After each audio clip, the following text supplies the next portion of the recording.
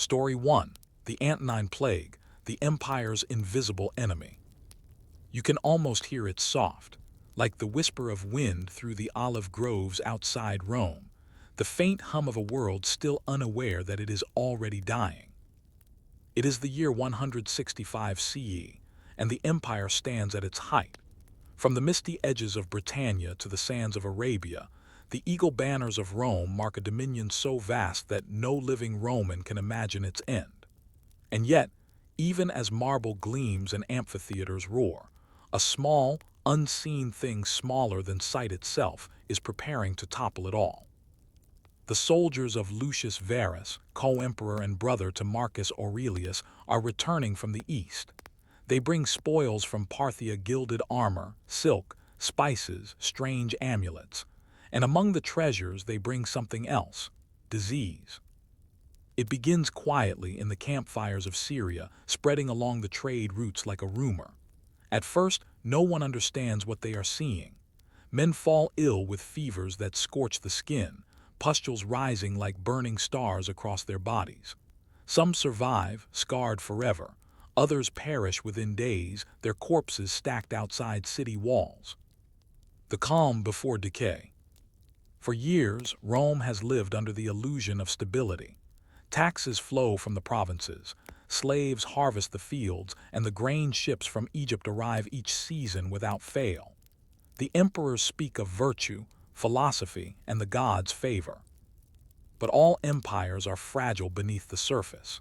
Even now, merchants whisper of shortages in the east, temples report dwindling donations, and the air smells faintly, though none yet name it, of smoke and rot. In Rome itself, the streets are crowded. Markets overflow with figs, olives, and the chatter of 100 tongues.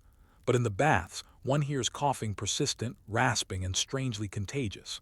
Physicians, dressed in their short togas and clutching jars of salves, begin to visit more homes each day. And yet, in true Roman fashion, life goes on. Games are played, banquets are held, and in the Senate, no one yet speaks of pestilence. There is a strange dignity in this denial, a belief that the world cannot change simply because it has always been as it is. The origin: a burning temple. The ancient historian Cassius Dio would later claim that the plague began in Seleucia, when Roman soldiers broke open a sealed temple.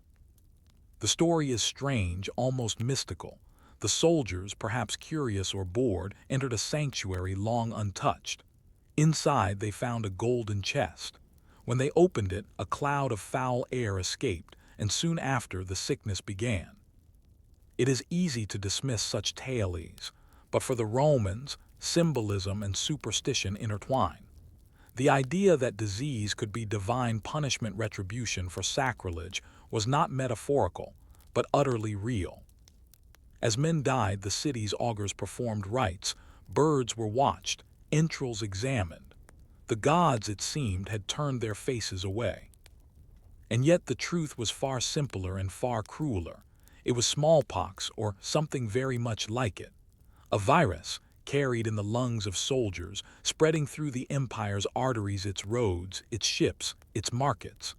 The same networks that made Rome powerful now became its downfall. In the streets of Rome, by 166 CE, the disease reached the capital. Imagine it, the eternal city suddenly quieter, fewer footsteps echoing on the stones, the smell of smoke from funeral pyres drifting over the Tiber. Bodies were burned, though not fast enough. Graves overflowed. The sick were left in doorways, and slaves those who could fled. Physicians like Galen, the famed doctor of emperors, recorded the symptoms in his notes: fever, diarrhea, ulcerations in the mouth and throat, the body covered in sores. He would later flee the city himself, retreating to Pergamon to escape infection. The Emperor Marcus Aurelius, philosopher and stoic, stayed.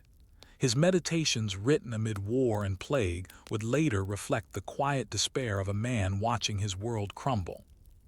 "As you kiss your child good night," he wrote, "whisper to yourself, tomorrow he may die." It was not cynicism, but realism. The plague did not spare the young or the noble. A society tested. You can sense the slow unraveling. Bakers stop baking, potters leave their wheels empty. Grain shipments rot in harbors because there are no dockhands left to unload them. The imperial bureaucracy, so proud of its efficiency, begins to stall. In the provinces, governors plead for aid. In Gaul and Egypt, tax collectors die before finishing their tallies. Temples stand half empty, their priests too afraid to gather crowds. Even the games falter, there are not enough gladiators left to fight. And yet, amid the decay, there is something strangely human. Neighbors still help one another. Families care for the sick, even knowing the risk. Inscriptions from tombstones record small acts of devotion. A husband who buried his wife with his own hands, a mother who stayed beside her fevered child. It is these quiet gestures that keep civilization from disappearing entirely. The empire's arteries. The Antonine Plague did not strike all at once, it rippled outward, like a slow tide. From Rome, it traveled to Gaul, Hispania, and Britannia, killing soldiers along Hadrian's Wall. It reached Africa, where it devastated Carthage, and even the distant oases of the Sahara. The mortality rate is debated, but some estimate as much as 1/3 of the population may have perished. Entire villages vanished, their names lost to dust. Trade slowed, fields went untended, inscriptions from the period grow fewer, as if even words themselves fell silent. The Pax Romana, the long peace Rome had so carefully built, was cracking. The emperor's resolve. And through it all, Marcus Aurelius wrote. Not edicts, not prayers, but reflections, lines meant only for himself. His writings are not grand declarations, but weary reminders to endure. Do not act as if you were going to live 10,000 years. Death hangs over you. While you live, while it is in your power, be good. He organized relief for cities, ensured that orphans of the plague were cared for, and appointed officials to manage the dead. He even sold treasures from the imperial palace to fund recovery efforts. Yet he, too, would eventually fall ill, perhaps not from the same plague, but weakened by years of exhaustion. In his own way, Marcus embodied the Roman response, stoic, resigned, but determined to continue. For even as the empire sickened, it refused to die. The aftermath, or the beginning of one. By 180 CE, when Marcus Aurelius died on campaign near Vindobona, modern Vienna, the plague had burned through most of the empire, but its consequences would echo for generations. The labor shortage weakened agriculture and trade. Recruitment for the legions became difficult. Tax revenues collapsed. The sense of invulnerability of eternal Rome was gone. Historians would later call this the beginning of Rome's slow decline, the moment when the unthinkable became possible. But perhaps the most haunting legacy of the Antonine Plague was psychological. For centuries afterward, Romans spoke of it as a curse, a divine warning ignored. The world had seemed permanent, now it felt fragile. And so, as you picture the fires burning beyond the Tiber and the muffled prayers of those left alive, one question remains. Was this the moment when the Roman Empire first began to die, not by sword or rebellion, but by breath and fever? The fever spreads. By the year 168 CE, the Roman Empire had become an empire of the sick. The pestilence, once a rumor from the east, had settled like a heavy mist across every province. The plague no longer startled, it lingered. Markets reopened with caution. Soldiers marched, coughing and feverish. Temples filled with offerings, but the gods remained silent. To the Romans, this was not just disease, it was cosmic imbalance. The world had tilted off its axis. Omens were sought everywhere. Comets, eclipses, the birth of malformed animals. Priests of the old cult sacrificed daily, while new prophets and sects whispered that the end of the age was near. In some quarters, Christians, still a small and often persecuted group, gained converts, promising that the suffering of the flesh was a path to eternal peace. For the first time, Faith began to shift from marble gods to invisible ones. In the countryside, where the state's reach was weaker, entire villas were abandoned. The fields of Campania, once heavy with wheat and grapes, fell to weeds. A farmer's life had always been hard, but now it became a question of endurance. Those who survived learned to live with fewer hands, fewer tools, and a cautious reverence for the dead.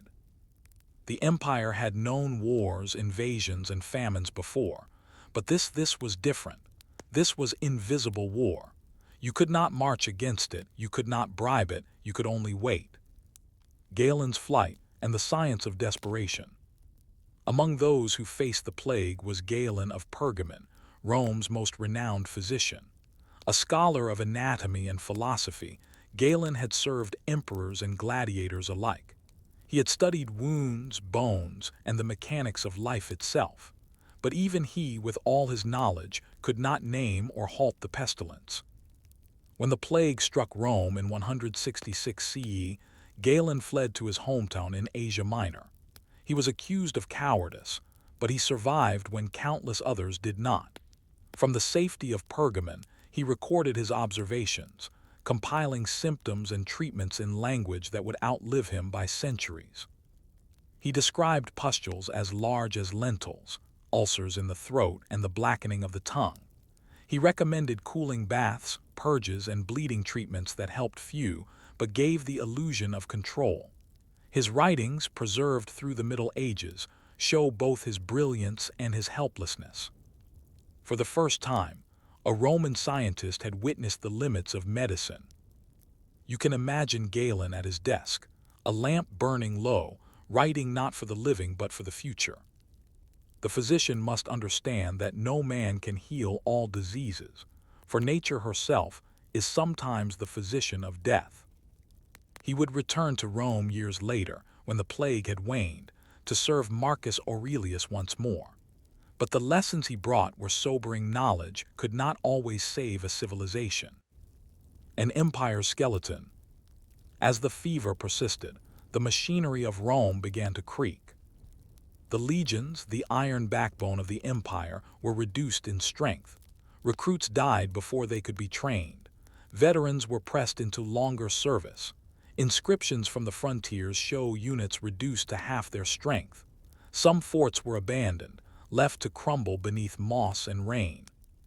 To fill the ranks, the government began recruiting barbarians, Germanic tribesmen, once Rome's enemies, now its reluctant defenders.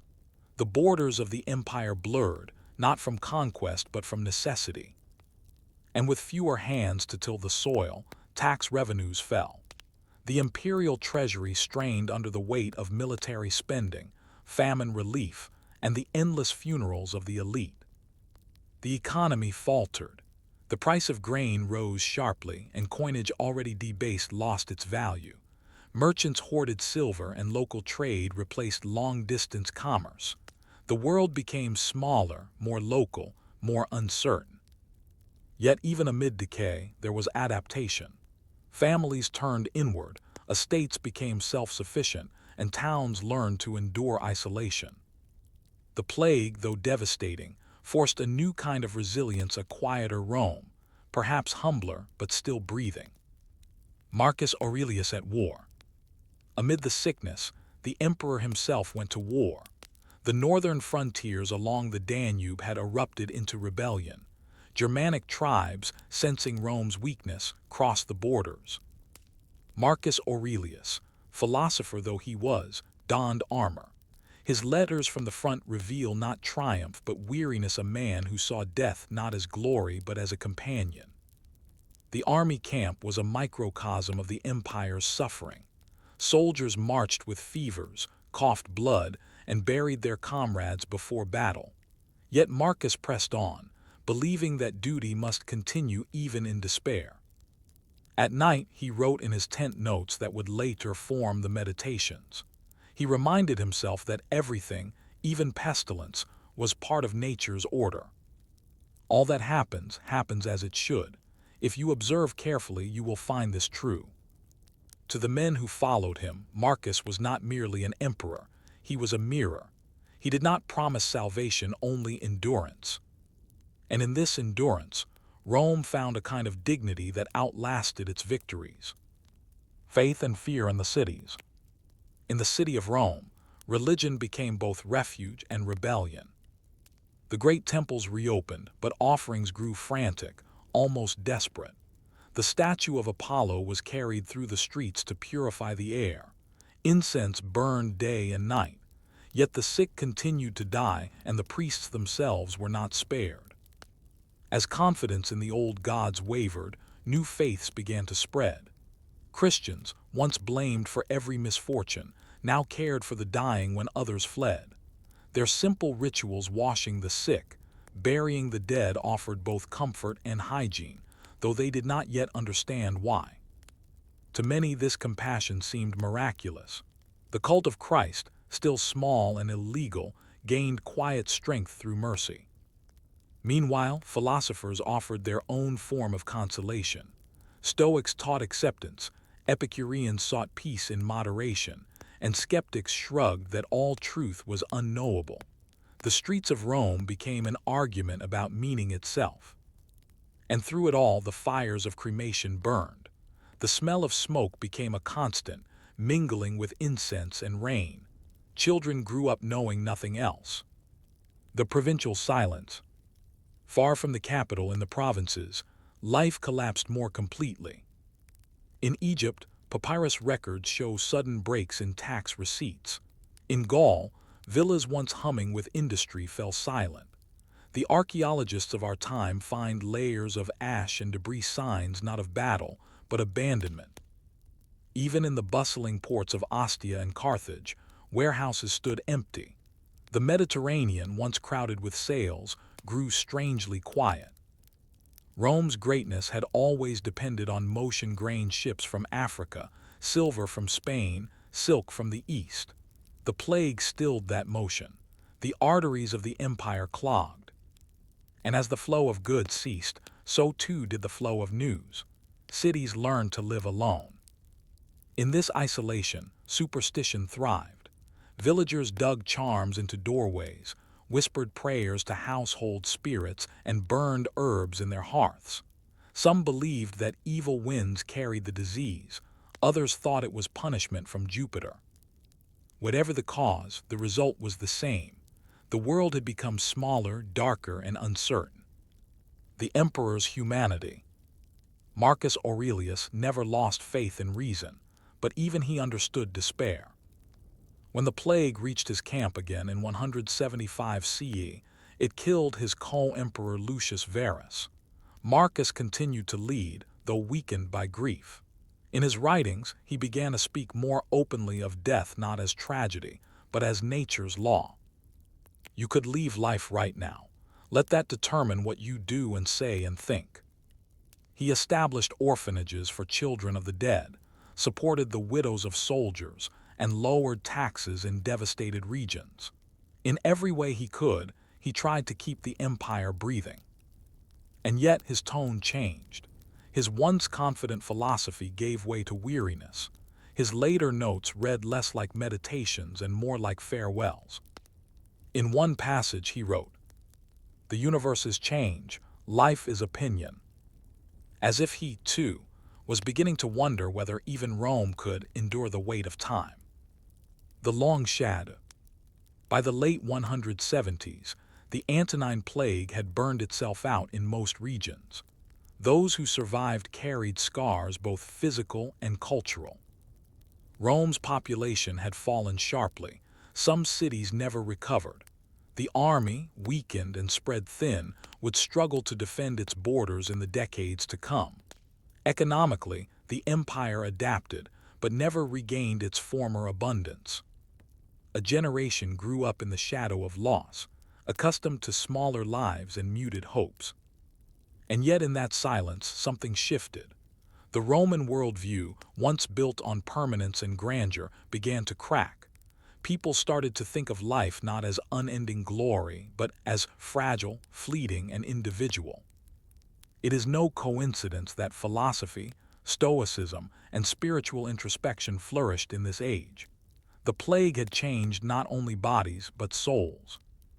To later historians, this was the first great unraveling, a rehearsal for the centuries of crisis that would follow. The empire would continue for another 300 years, but something vital had already slipped away: the belief that Rome was eternal. And so we leave the empire in its fever, its emperor still writing, its legions still marching, its cities still burning incense against invisible death. The question lingers like smoke over the Tiber.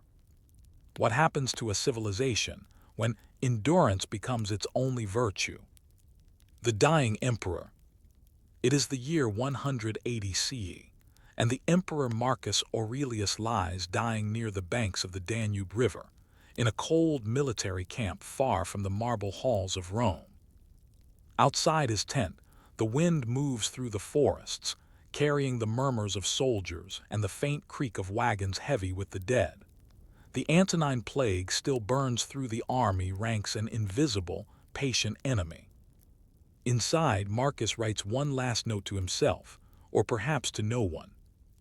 All things are in flux, even the stars themselves will perish.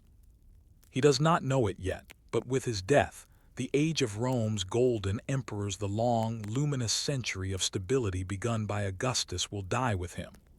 His son Commodus waits impatiently to inherit the throne, already dreaming of the games, the crowds, and the worship of himself as a god.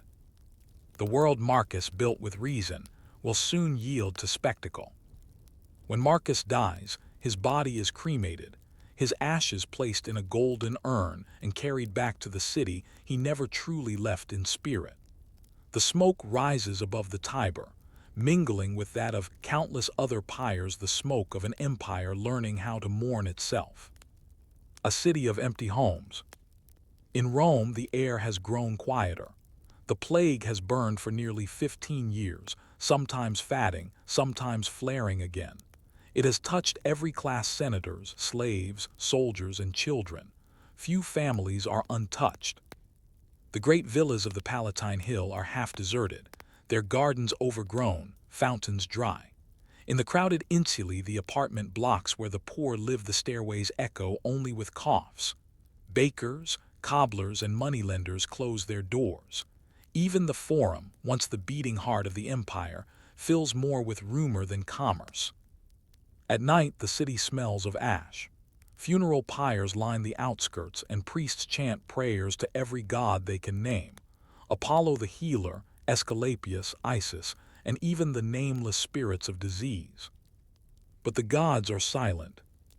In the archives of the Temple of Saturn, where clerks once kept the records of taxes and decrees, there are fewer entries now. Years pass without the usual precision of census data. The empire's memory itself is fading. The losses we cannot measure.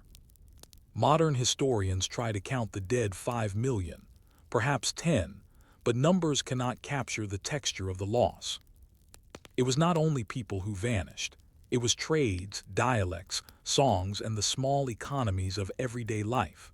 A potter dies and his workshop closes. A farmer's family perishes, and a field turns to scrub. The fabric of Rome, woven from countless ordinary lives, begins to fray. Archaeologists today find evidence in the gaps: layers of abandonment, halted construction projects, uncollected taxes, and unfinished inscriptions. A half-built aqueduct near Antioch. A villa whose mosaic floor was left incomplete. A tomb prepared but never used. The plague's greatest wound was invisibility. It left silence, not scars. The changing soul of Rome. When the plague finally began to fade, sometime in the early 180s CE, Rome emerged changed. Its people were fewer, its economy strained, its army exhausted. But beneath these losses was something deeper: a shift in the Roman soul. Before the plague, Rome believed in the eternity of its order. Now the empire's citizens had stared directly into the face of impermanence. They began to question what truly endured: not monuments, not wealth, but perhaps virtue, memory, and faith. This quiet transformation can be read in the art of the era. Statues once idealized now show weariness-furrowed brows, aging skin, eyes cast downward. In literature, grandeur gives way to introspection. Inscriptions grow shorter, more personal. One tombstone from this period reads simply, "She lived while she could, she did her duty."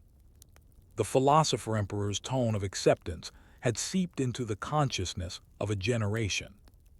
The new gods. In the shadow of the plague, religion itself changed. The old pantheon Jupiter, Mars, Venus felt distant, indifferent. The temples stood, but fewer came. Meanwhile, smaller, humbler cults multiplied. Devotion to Isis and Serapis from Egypt, to Mithras among the soldiers, and to the growing communities of Christians spread quietly through the empire.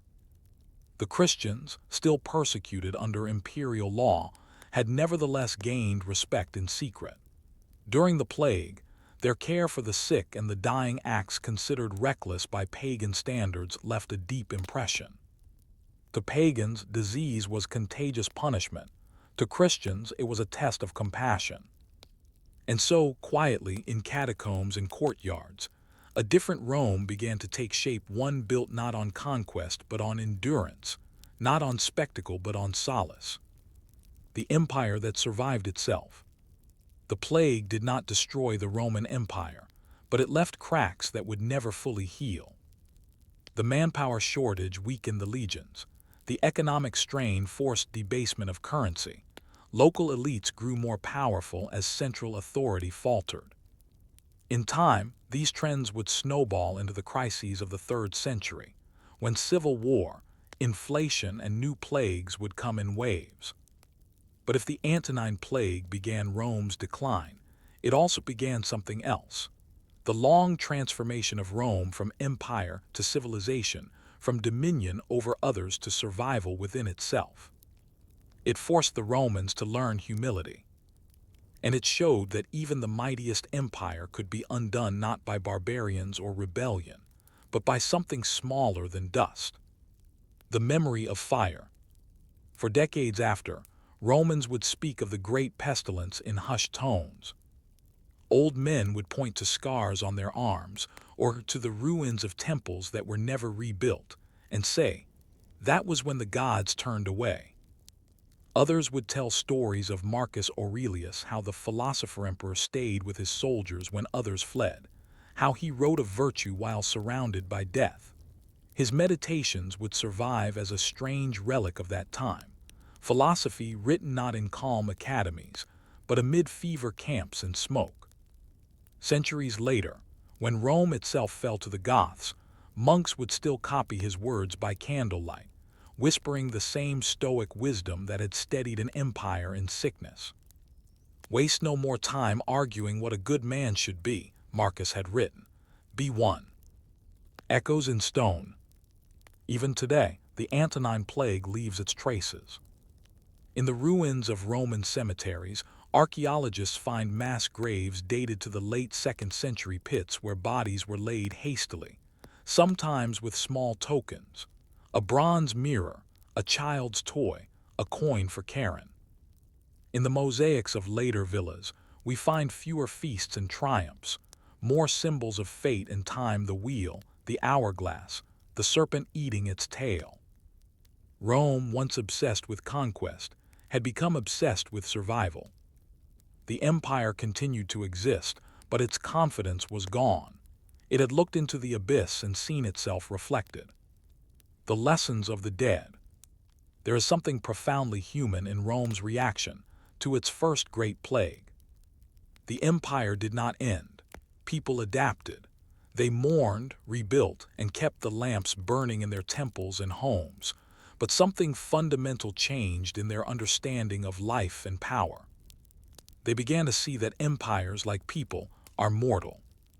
That strength cannot buy safety. That the future is not owed, only borrowed.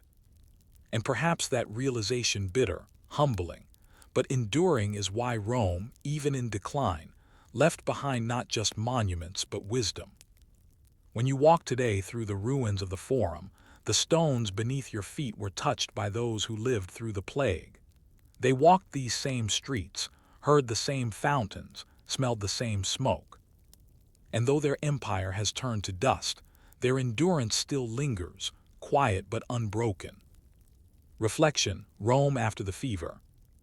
When Marcus Aurelius' ashes were placed in the mausoleum that still bears his name, the people of Rome filed silently past. They did not cheer nor cry. They simply watched the smoke fade into the sky, as if watching the end of an age. From the Tiber to the Danube, from Carthage to Britannia, the empire would live on for centuries more, but never again with the same certainty. Rome had learned the oldest lesson of all civilizations, that power cannot protect against time, and that endurance, quiet, stoic, human endurance, is the only form of victory that lasts. And so ends the first story. The Antonine Plague, the empire's invisible enemy. Its legacy is not of glory or conquest, but of survival, of the quiet strength that endures when all else fails. Story 2. The year without summer, ashes of Vesuvius and the Roman climate crisis. A strange summer in the empire. It is the year 536 CE, and the Romans, what remains of them, look up at a sky that no longer behaves. The sun, which once burned bright over the Mediterranean, now rises pale and distant. It hangs there like a dull coin, giving light without warmth. The days are dim, the nights colder than they should be. The world feels wrong, as though nature itself has gone silent. In Constantinople, the great historian Procopius writes, "During this year a most dread portent took place, for the sun gave forth its light without brightness, like the moon, during the whole year." And far to the north, in the forests of Ireland, monks scratch similar lines into their chronicles. A failure of bread in the year 536. In China, the sky is said to be dim even at midday. The emperor's astronomers report the sun as bluish, and snow falls in summer, crops wither, birds vanish. No one yet understands why. But historians now know. The Earth had entered its coldest decade in 2,000 years. A vast eruption somewhere, perhaps in Iceland or the tropics, had filled the atmosphere with ash. For a generation, the world would live in twilight. The empire that refused to die. By 536, the Roman Empire was no longer the colossus it had once been. The Western Empire had fallen decades earlier. Rome itself was a memory of power, its forum littered with grass and goats. But in the East, the Byzantine Empire still stood, ruled from the glittering heart of Constantinople by Emperor Justinian I. Justinian dreamed of restoring the old empire of marble, legions, and law. He had rebuilt the Hagia Sophia, sent armies to reclaim Italy and Africa, and codified the laws of Rome into a single monumental work, the Corpus Juris Civilis. He believed, perhaps sincerely, that civilization could be made eternal through order. But when the sky darkened, order began to slip away. At first it was small things: ships delayed, fields failing to ripen, merchants grumbling about poor harvests. Then came famine. The price of bread rose until even soldiers struggled to eat. In Constantinople, crowds gathered before bakeries, demanding grain from the state's reserves. Justinian ordered relief, but the empire's granaries could not feed everyone. The sun continued to hide. The light of the Hagia Sophia. Inside the great dome of the Hagia Sophia, the largest church in the world, the dim light filtered through the high windows like the glow beneath deep water. Priests burned incense not just for worship, but to warm the air. The faithful came seeking explanation. Some said it was the end of days, that God had veiled the sun in mourning. Others whispered of demons, or of sins that had blackened heaven. The Patriarch of Constantinople declared a season of repentance. Citizens fasted, prayed, and gave away their wealth to the poor, but no prayer could clear the sky. And outside the church walls, the city changed. Smoke from cooking fires rose sluggishly in the cold air. Ships in the Golden Horn sat motionless for lack of wind. The sea itself seemed to darken. It is said that in that year, even the mosaics lost their shimmer. The science of a dying sky. We know now what the Romans could not. Sometime in early 536, a massive volcanic eruption, possibly in Iceland or Central America, sent tens of millions of tons of sulfur dioxide into the stratosphere. There it formed a veil of aerosols that dimmed the sun's rays across the globe. The earth cooled by several degrees. Crops failed in Europe, Asia, and Africa. Tree-ring data from Scandinavia, North America, and China all tell the same story. A decade of cold, beginning suddenly in 536. The eruption may have been followed by another, around 540 CE, compounding the disaster. To the people who lived through it, it was not science but mystery. The sky had become a riddle. Imagine standing in a wheat field outside Antioch or Ravenna. The stalks are stunted, the air heavy with ash. The wind blows fine gray dust over the soil, over the olive leaves, over your hands. You look up at a sun that no longer burns, and you wonder what sin you have committed to deserve such silence. The famine years. By 537, famine had spread across the Mediterranean. In the Balkans, villages emptied as families sought food in the cities. In Italy, still reeling from the Gothic wars, entire regions fell into ruin. The roads that once carried legions and merchants were now lined with the hungry. In the east, Egypt's grain supply, the lifeblood of the empire, failed. The Nile's floods came irregularly, and without the usual sun, the harvests rotted in the fields. Even Alexandria, the granary of old Rome, suffered shortages. Justinian's government, already strained by war, began to collapse under the weight of relief efforts. Gold reserves dwindled. Tax collectors fled. Bureaucrats sold food at extortionate prices, while the poor starved in the streets. And still, the emperor's rebuilding projects continued. The Hagia Sophia rose higher, glittering faintly in the gray light, a symbol of divine order amid human suffering. But even its dome could not keep out the cold. The whispers of superstition. Desperate times produce desperate explanations. Across the empire, rumors spread. Some said the emperor himself had angered heaven by claiming too much glory. Others blamed foreign sorcery or the sins of the heretics. In the countryside, peasants carried crosses through their fields, begging for the sun's return. The clergy preached repentance, but also patience. The Stoic philosophers of the old schools offered quieter counsel, that the world moves in cycles, that darkness is but one phase of the eternal order. But their voices were few now philosophy had given way to faith. Even the most rational men could not ignore what they saw. The sea turned greenish-gray, frost killed the olive trees in Syria, snow fell in summer. In Constantinople, birds migrated at the wrong time, confused by the dim light. The rhythm of the world itself had broken. The cost of empire. For Justinian, the timing could not have been worse. His grand reconquest of the West, led by the general Belisarius, had stretched the empire thin. Italy was a wasteland of sieges and famine, Africa barely pacified. And now, with harvests failing and revenues shrinking, his empire teetered between glory and collapse. Procopius, the historian, would later write of Justinian with both admiration and bitterness. In his secret history, he accused the emperor of draining the empire's strength, of building monuments while the people starved. The emperor's building projects consumed all, and yet the air itself seemed unwilling to shine upon his works. There is irony here. The emperor who built a church to eternity lived through years, when even the sky seemed mortal. A world in shadow. From Constantinople to Ireland, the same tale unfolded. The Irish annals speak of failure of bread in 536-539. Chinese sources describe yellow dust raining from the sky. A Syrian chronicle laments.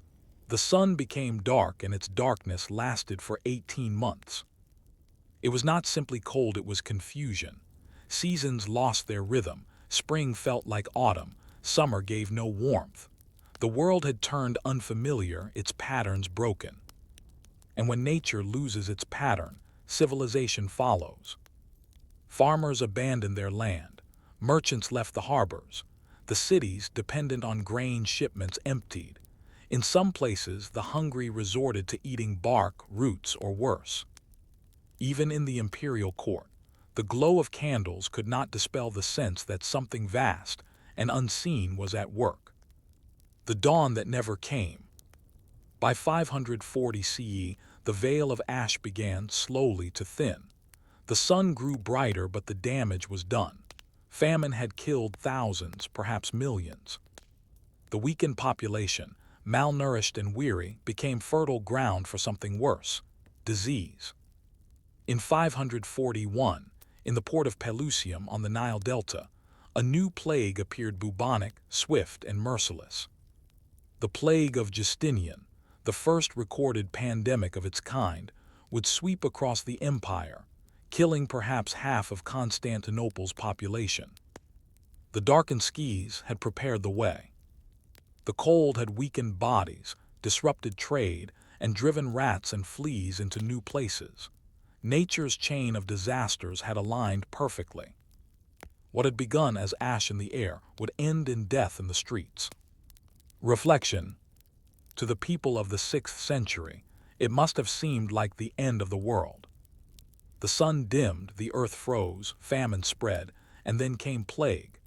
The empire's dreams of restoration turned to survival. But somehow, even in this near apocalypse, the Byzantine state endured. Its scribes kept their records, its priests kept their rites, its builders kept raising domes toward the pale sky. Civilization persisted not through triumph, but through the quiet, stubborn act of continuing. And when at last the sun began to burn bright again, those who remained looked upon the world with new eyes, humbled, uncertain, but alive. The sky had darkened for 18 months, and the earth had held its breath. When light returned, it was no longer the same light. The empire trembles. By 537 CE, the Eastern Roman Empire, what historians would later call Byzantine, had entered a season of endurance. The sky remained dim, the harvests poor, and the people restless. The Emperor Justinian I ruled from his marble throne in Constantinople, but his empire was now a skeleton of its ambition. The great reconquests in Italy and Africa had drained the treasury. War had left fields fallow, and now the cold left them barren. The city of Constantinople, once dazzling with color and sound, became muted. The markets at the Forum of Constantine were thinly stocked: no figs, no olives, no grain from Egypt. The price of bread rose tenfold. The government imposed rationing, though corruption ensured that those with gold still ate, and those without starved quietly. The empire's wealthiest families retreated to their estates, hoarding supplies and praying for spring. But spring did not come. The sky, even at noon, glowed a faint bronze. Bread and faith. In the shadow of famine, faith became food. Churches overflowed, not with abundance but with hunger. The poor came not only for bread but for answers. The patriarch proclaimed days of fasting and repentance, but for many, fasting had become life itself. Processions wound through the streets of Constantinople, barefoot penitents carrying icons and chanting hymns that echoed against the domes. They believed their suffering might soften God's heart. And if not, at least it gave meaning to hunger. For the government, faith became a tool of endurance. Justinian himself appeared in public wearing simple robes, giving coins to the poor, and ordering new churches built as acts of piety and gratitude for a mercy that had not yet come. He spoke of the trials of Job, of the purification of the soul through hardship. It was theology as survival policy. But there was unease. Even among the clergy, voices whispered that the emperor's wars and pride had angered heaven. His monuments, especially the Hagia Sophia, that vast golden dome straining toward heaven, were seen by some as blasphemy, human arrogance pretending to rival divine creation. Still the people obeyed. In famine, obedience is often easier than rebellion. The cold that killed. In the countryside, life grew harsher still. From Thrace to Syria, the earth hardened. Frost came late into spring, rain came too early in harvest. The olive trees bore no fruit, sheep miscarried, bees died. In Cappadocia, shepherds burned the bones of their dead to warm their families. In the mountains of Anatolia, travelers froze on the roads. The imperial courier routes, once lifelines of communication, fell. Silent snow blocked the passes, and horses starved in their stables. When the harvest of 537 failed, the empire entered its third year of scarcity. Grain prices rose so high that entire families sold themselves into servitude to survive. In the great port city of Alexandria, riots broke out between sailors and the poor. The governor was stoned to death outside the Serapeum. Even the Nile, Rome's eternal supplier of grain, flowed low and sluggish, as though the whole world had forgotten how to move. And through it all, the sky remained pale and indifferent. Science in a superstitious age. To the modern eye, it is strange to think that a volcanic eruption half a world away could cripple the greatest empire of its age. But to the people of the 6th century, there was no science of climate, only the will of God and the caprice of nature. They knew the signs but not the cause, the dimming light, the failing crops, the strange chill. In Constantinople, a few scholars, perhaps heirs to the old Greek tradition, speculated. One anonymous scribe wrote that vapors in the air must be veiling the sun. Another claimed the sea had exhaled poison. These were fragments of reason in an age of faith. The true cause, ash high in the stratosphere, was invisible and unimaginable. The world had grown too small to contain the scale of its own disaster. A world of wandering. In Europe, famine set entire populations in motion. From the Alps to Gaul, peasants fled failing farms, seeking food in monasteries or forests. The Western world, already fractured after Rome's fall, disintegrated further. In Italy, the wars between Justinian's armies and the Goths ground to a halt, not from victory, but exhaustion. Soldiers deserted to find food. Commanders negotiated truces just to bury the dead. In the ruins of Rome, now reduced to a ghost city of crumbling arches and overgrown forums, refugees camped among the temples. The Tiber was low and sluggish. The aqueducts, long neglected, carried more rats than water.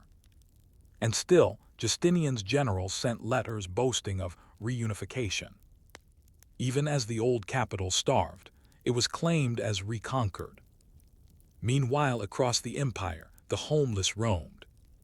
In Thrace and Asia Minor, families abandoned villages to live as wanderers, eating roots and bark, trading their last possessions for a handful of barley. Chroniclers wrote of parents leaving infants on monastery steps, of the living envying the dead.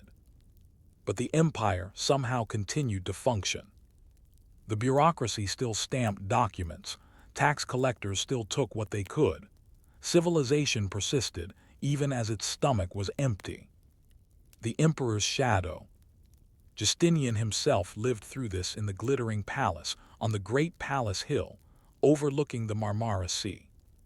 He had power beyond measure, yet he too was trapped by the times. Each morning he held audiences, his face illuminated by the dim light through colored glass. Courtiers bowed, and scribes recorded decrees about rebuilding cities and expanding the law code. But outside, Constantinople was filled with beggars.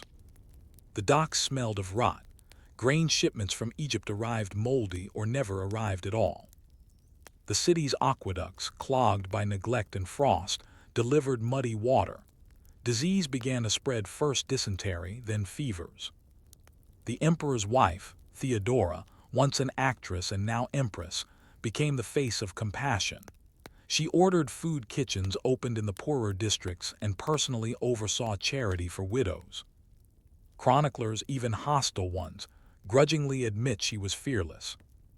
When Justinian hesitated, Theodora acted. But no amount of charity could refill the fields. The year 540, when the plague arrived. After years of hunger and cold, a darker visitor came. In 541 CE, ships from Egypt arrived in Constantinople carrying grain and rats. In their fleas, an invisible death rode. Within weeks, people began to fall ill. Fever, swellings in the groin and armpits, blackened skin. The physicians, still steeped in Galenic medicine, bled the sick and burned incense, but nothing helped. The disease spread faster than rumor. It was bubonic plague, though the name would come later. The historian John of Ephesus wrote of corpses piled like grain in the granaries. Men died in their homes, in the streets, in the very churches where they had sought salvation from the famine. Funeral processions were replaced by mass graves. The empire that had endured darkness and cold now faced death face to face. Procopius's witness. Procopius, the empire's great chronicler, recorded the horror with grim precision. The whole human race seemed to be dying. The dead were too many to count. At the height of the plague, 10,000 people a day were said to perish in Constantinople. The emperor himself fell ill, hovering near death for weeks.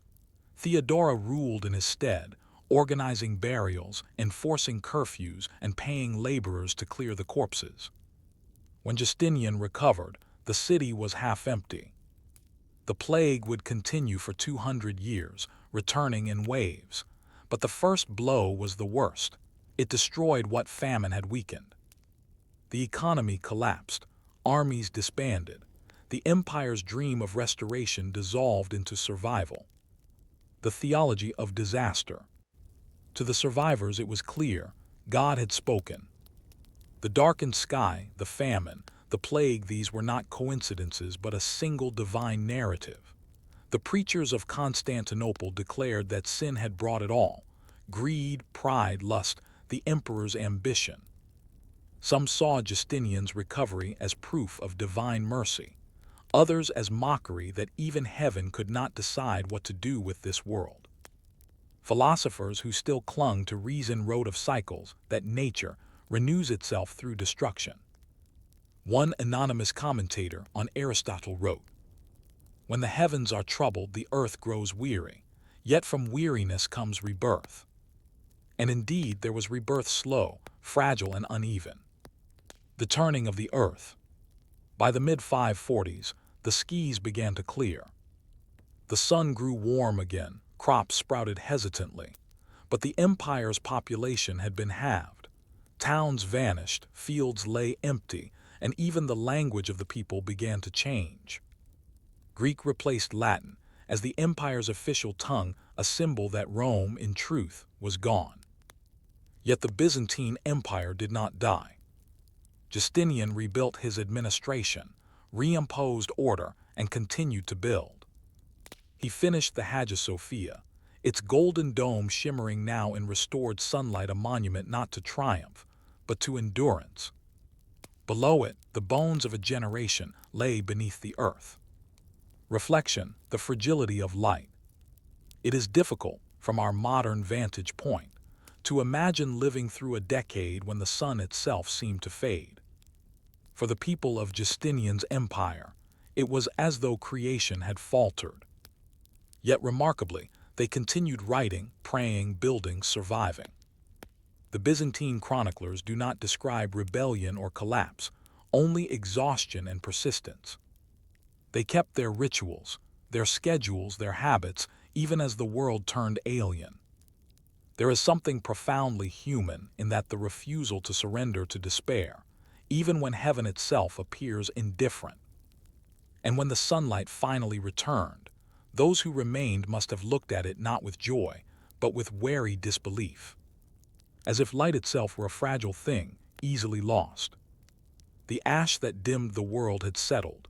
The fields began to thaw, but in the memory of humankind, something permanent had changed.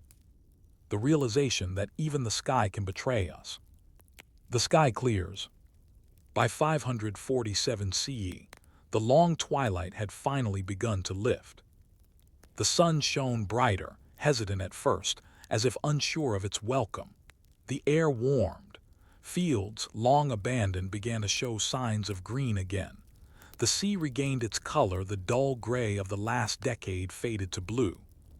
For the survivors of the Eastern Roman Empire, the return of light felt like waking from a dream of cold, silence, and death.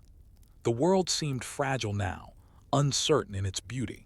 Even the birds sang differently, as though remembering the years they had vanished. And yet the empire lived. It bore the scars of famine and plague, but the machinery of civilization still turned. Bureaucrats filled the imperial halls again. Priests sang hymns of thanksgiving beneath the restored radiance that poured through the dome of the Hagia Sophia. The people of Constantinople called it the merciful dawn. But mercy had come at a price. A weakened world. The empire that emerged into the sunlight was a shadow of its former self. Its population had fallen by nearly half. Fields lay untended, villages empty. The army, once the disciplined pride of Rome, was thin and weary. Tax revenues were a fraction of what they had been before the famine.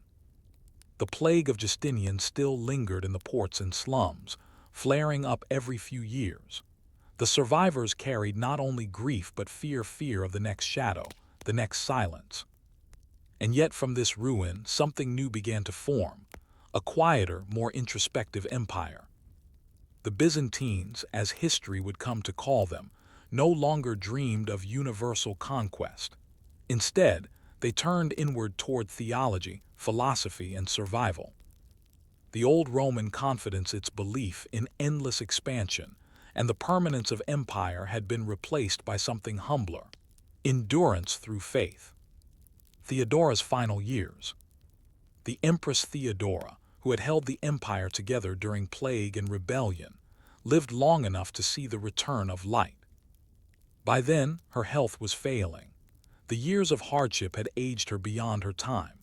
Chroniclers describe her final months not with grandeur but with quiet dignity, still receiving petitions, still ensuring bread reached the poor, still reminding Justinian that faith without compassion was hollow. When she died in 548 CE, the emperor was said to have wept openly. He never remarried. He ordered mosaics of her placed in the churches of Ravenna, her face serene, her robes heavy with gold, her eyes solemn and unblinking. To later generations, those mosaics would become symbols of divine endurance, a woman who had lived through the darkest years of the empire, illuminated forever in glass and stone. The emperor alone. Justinian continued to rule for nearly 2 more decades, a solitary figure amid rebuilding. His vision of a restored Roman world was gone. The western territories he had reconquered were devastated by war and famine. The dream of a unified empire had died in the cold years. Instead, he turned to law and faith. His Corpus Juris Civilis, the great codification of Roman law, became his true legacy, an empire of reason and order preserved in words when stone and steel had failed. And under his command, churches continued to rise not as monuments of glory, but as prayers in architecture. The Hagia Sophia stood at the heart of it all, a cathedral born in the darkness, now radiant in restored sunlight. To enter it in those years was to step into a world remade, its golden mosaics shimmering with the light that had once vanished, its dome a statement of faith in survival. The return of the fields. As the seasons regained their rhythm, the empire began to heal in small, unremarkable ways. Farmers returned to the soil. In Cappadocia, wheat once again waved in the wind. In Syria, olive trees sprouted fresh shoots from old roots. The markets of Constantinople filled slowly, first with grain, then with fruit, and finally with laughter. For the first time in a decade, children born after the famine saw summer as it was meant to be: warm, bright, alive. They would never truly know the darkness their parents had endured, but its shadow lived in the caution of their elders, the careful storage of grain, the prayers at sunrise, the reluctance to waste even a crumb. The empire had learned thrift, humility, and gratitude. Across the world, beyond the empire, the same rebirth unfolded. In the far north, Scandinavian forests began to grow again. Tree rings widened, marking the end of the cold years. In China, records note the return of the monsoons and the lifting of the dust veil. In Ireland, monks wrote of a return of bread. Across the world, the silence lifted. But history had been changed. The decade of dim light had killed not only millions, but also a sense of certainty. The 6th century became an age of fragmentation, a turning point between antiquity and the medieval world that followed. Empires shrank, but communities grew stronger. People turned to faith, to local leaders, to ritual and remembrance. In that humility, the modern world began to take root. Lessons in fragility. From our vantage point, we understand what they could not. The eruption of a volcano, likely in Iceland or Central America, had dimmed the sun and altered the course of civilization. But the people of the 6th century did not need scientific language to understand fragility. They had lived it. To them, the lesson was moral, that no human power, not even an emperor, could command the heavens. That prosperity was not a promise, only a pause. That survival itself was sacred. Procopius, who had once chronicled the empire's wars, ended his later writings with a tone of weary awe. In his secret history, his cynicism is sharp, but between the lines, one senses a deeper truth.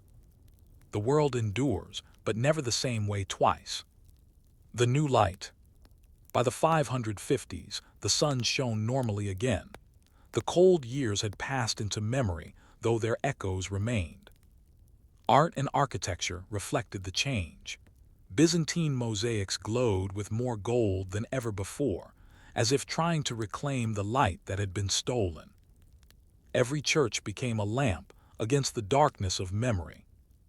The empire's poets and preachers began to speak of light as grace, not something earned, but something returned. Theologians drew new connections between nature and faith. The sun as mercy, the seasons as covenant, the world as something wounded yet redeemable. It was as though all of creation had been rewritten in softer ink. The turning of ages. Historians now see the 530s and 540s as a hinge between worlds, the close of the ancient and the birth of the medieval.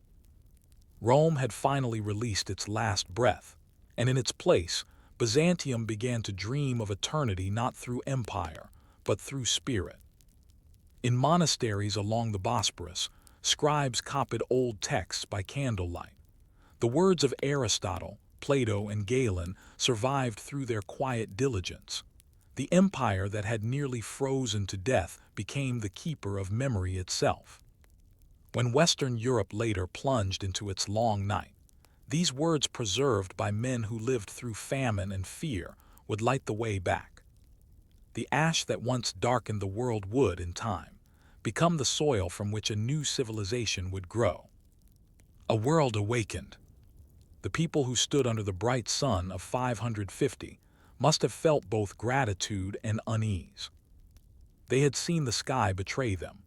They had watched empires bend under invisible weight, but they had also seen endurance, the stubborn continuation of life through hunger, through sickness, through silence. They would tell their children stories of the long winter, of the pale sun, of the angelic light that had returned.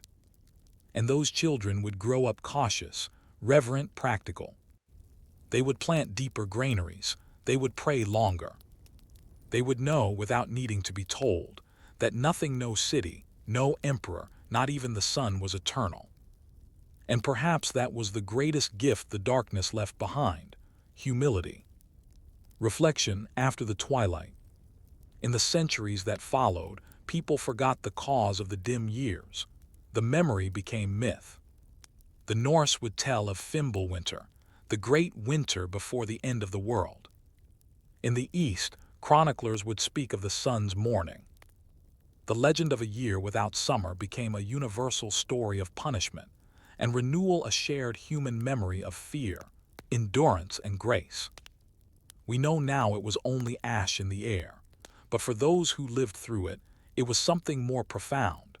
The moment they understood that civilization, like daylight, can vanish and then return. The Byzantines survived not because they were powerful, but because they were patient. They endured through faith, order, and memory, and in doing so, they carried the last flame of Rome across the darkness of centuries. And so, as the light returns over the Bosporus, glinting off the golden dome of Hagia Sophia, the question lingers quietly. Was the darkness a punishment, or a mercy, a reminder that even the sun must sometimes sleep, so that mankind may remember how to wake? A city at ease. It is the year 62 CE, and Pompeii is alive. The city hums with the rhythm of Roman life, the chatter of the forum, the calls of fishmongers along the Via della Bendanza, the hiss of oil in bronze pans. The air smells of baking bread, crushed grapes, and volcanic soil. To a visitor, it would seem like paradise, an ordinary Roman town blessed by the gods. Nestled along the Bay of Naples, beneath the gentle slopes of Mount Vesuvius, Pompeii thrives as both resort and trading hub. Merchants sell Egyptian glass and Spanish wine. Aristocrats escape here from Rome to their seaside villas. In the evenings, laughter and music spill from courtyards lit by oil lamps. No one suspects that beneath their feet, the mountain breathes. The mountain they did not fear. To the Romans of the first century, Vesuvius was not a volcano, it was simply a hill, lush with vineyards and olive groves. Its soil was the richest in Campania, a gift of the gods. The poet Statius called it green and kind. There were myths, of course. The locals spoke of Hercules battling giants here and of old fires that once burned in the mountain. But such stories were treated as legend, not warning. The land was fertile, and fertility meant favor. Even the scientists of the time, the natural philosophers, did not yet connect trembling earth with volcanic fire. Earthquakes were part of life, like storms or floods. The gods shook the ground when displeased, and then the world continued as before. So when the first tremor came, in February of 62 CE, it was frightening but not unimaginable. The tremor, it struck late in the morning, when the sun was high and the city was awake. The ground began to hum low at first, like the growl of an approaching beast. Then came the roar. Walls cracked, roof tiles slid like dice across marble courtyards, statues toppled from pedestals. In the forum, the temple columns swayed and fell, shattering on the paving stones. In homes and shops, people screamed and fled into the streets. Some dropped to their knees, calling out to Neptune, god of earthquakes and the sea. Others ran for the open fields, clutching their children. Pliny the Elder, who would later chronicle the eruption years afterward, noted that the quake shook Campania with the greatest violence. Buildings across Pompeii and nearby Herculaneum collapsed. In the countryside, fissures split the earth. Springs ran dry. The sea briefly withdrew, leaving fish flopping on the sand. Then, as suddenly as it began, it stopped. The aftermath. Pompeii was wounded, but not destroyed. When the dust settled, people crept back into their homes. The air was thick with the smell of dust and crushed stone. The cries of the injured echoed down the streets. The city's amphitheater had partly collapsed. Temples lay in ruins. The Grand Basilica, center of civic life, had lost its roof. In the wealthy houses, the House of the Faun, the House of the Vetii, mosaics cracked, fountains broke, and frescoes peeled from the walls. But Pompeii was resilient. The next day, masons began to rebuild. Debris was cleared, walls patched, statues re-erected. To the Roman mind, disaster was not an ending but a challenge. The gods had spoken, and now it was time to appease them through labor and devotion. Offerings were made at the temples of Venus and Apollo. Priests performed rituals of purification, walking through the streets with incense and salt. And slowly life resumed. The rebuilders. For nearly 17 years after the earthquake, Pompeii became a city under reconstruction. Everywhere scaffolds rose, hammer blows echoed through the streets. Builders mixed lime and volcanic sand into opus cementitium, the Roman concrete that made even damaged walls strong again. Houses were repaired, repainted, or expanded. Wealthy citizens took the opportunity to remodel. Frescoes from this period often show mythic scenes of rebirth, Persephone rising from the underworld, Hercules returning victorious. The symbolism was not lost on the people of Pompeii. They had survived a disaster and were determined to rise again. The city's political leaders used the reconstruction to display their generosity. Wealthy patrons funded public baths, temples, and fountains, seeking both divine favor and popular support. Inscriptions carved into walls proclaimed their benefactions. Lucius Papinius Secundus restored this temple at his own expense. The baths, destroyed by the quake, were rebuilt through the munificence of Marcus Hulconius Rufus. It was civic pride as devotion. And beneath the optimism lay denial. The signs they missed. For the next decade and a half, small tremors continued to shake the region. The citizens of Pompeii grew used to them. They became background noise and annoyance, not a warning. Pliny the Younger, who as a boy lived across the bay in Misenum, later wrote, "The earth often trembled, but none feared it. We had learned to live with its restlessness."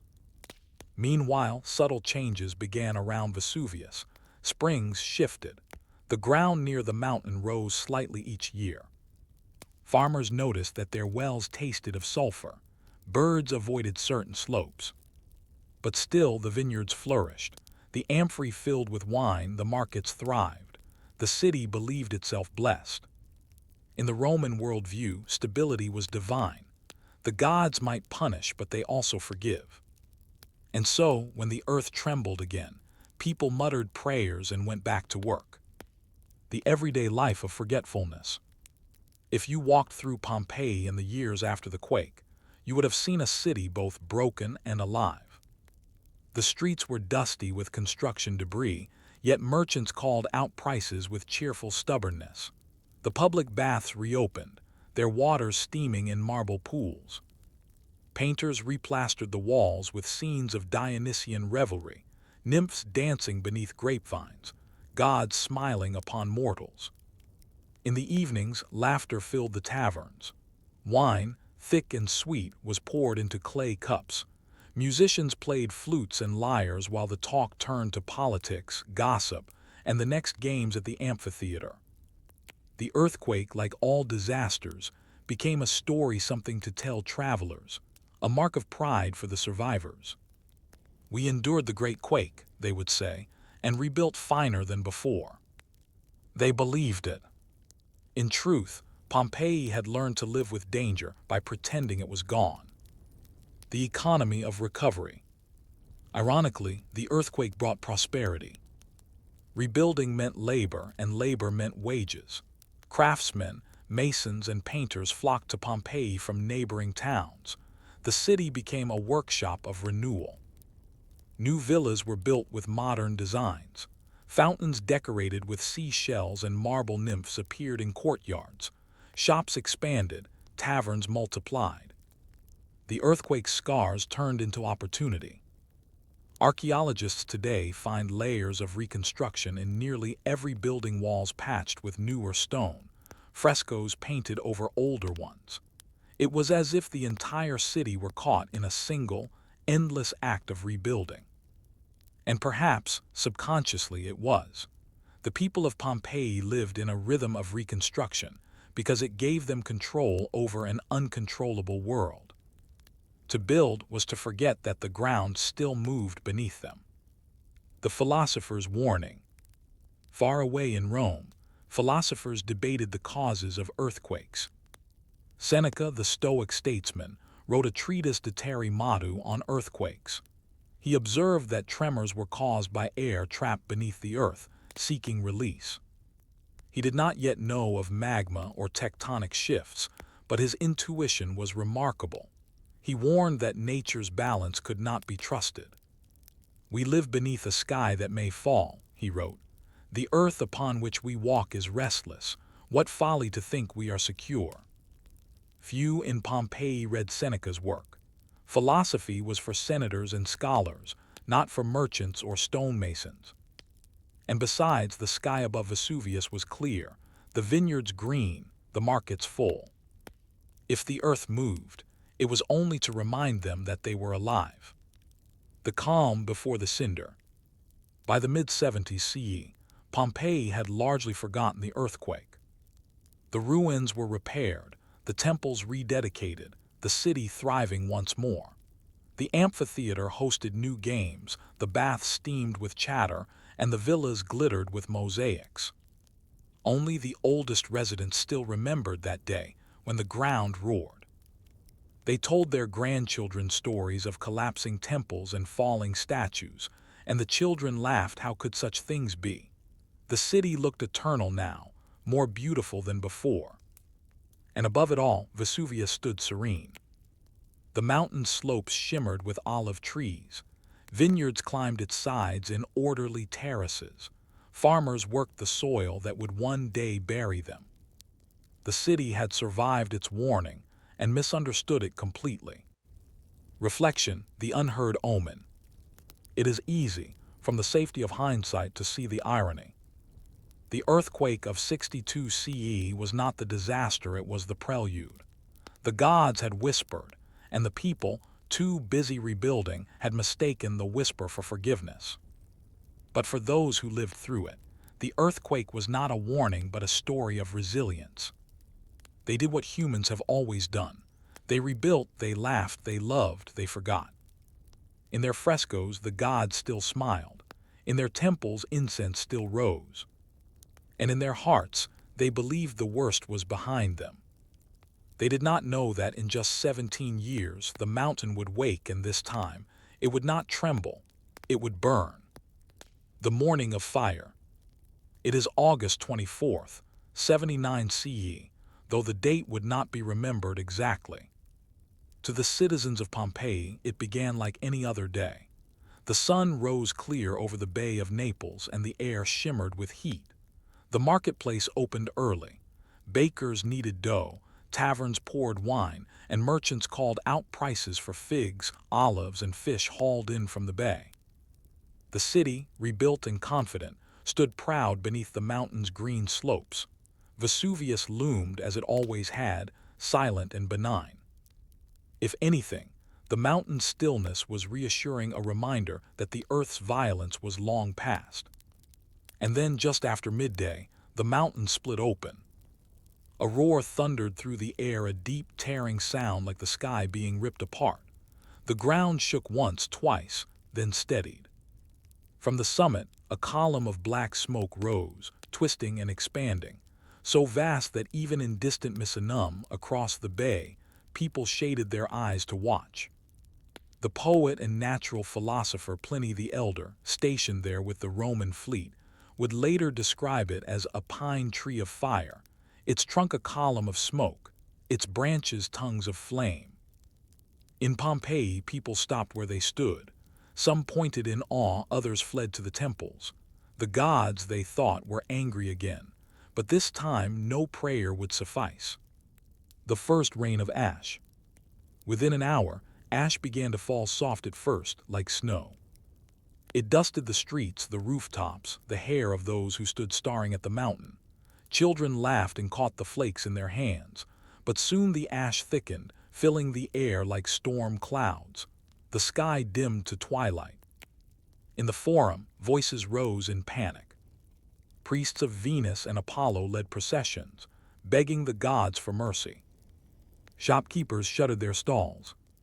Families gathered what valuables they could: jewelry, coin, household gods, and fled toward the gates. But the ash came faster than they could move. It piled knee-deep within hours, collapsing awnings, clogging the lungs. Visibility dropped to nothing. The air turned hot and choking, every breath burned. Pliny, observing from across the bay, wrote later, "It grew so dark that one might believe the sun had been extinguished.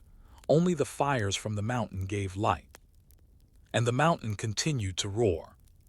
The panic. As the afternoon turned to night, chaos reigned.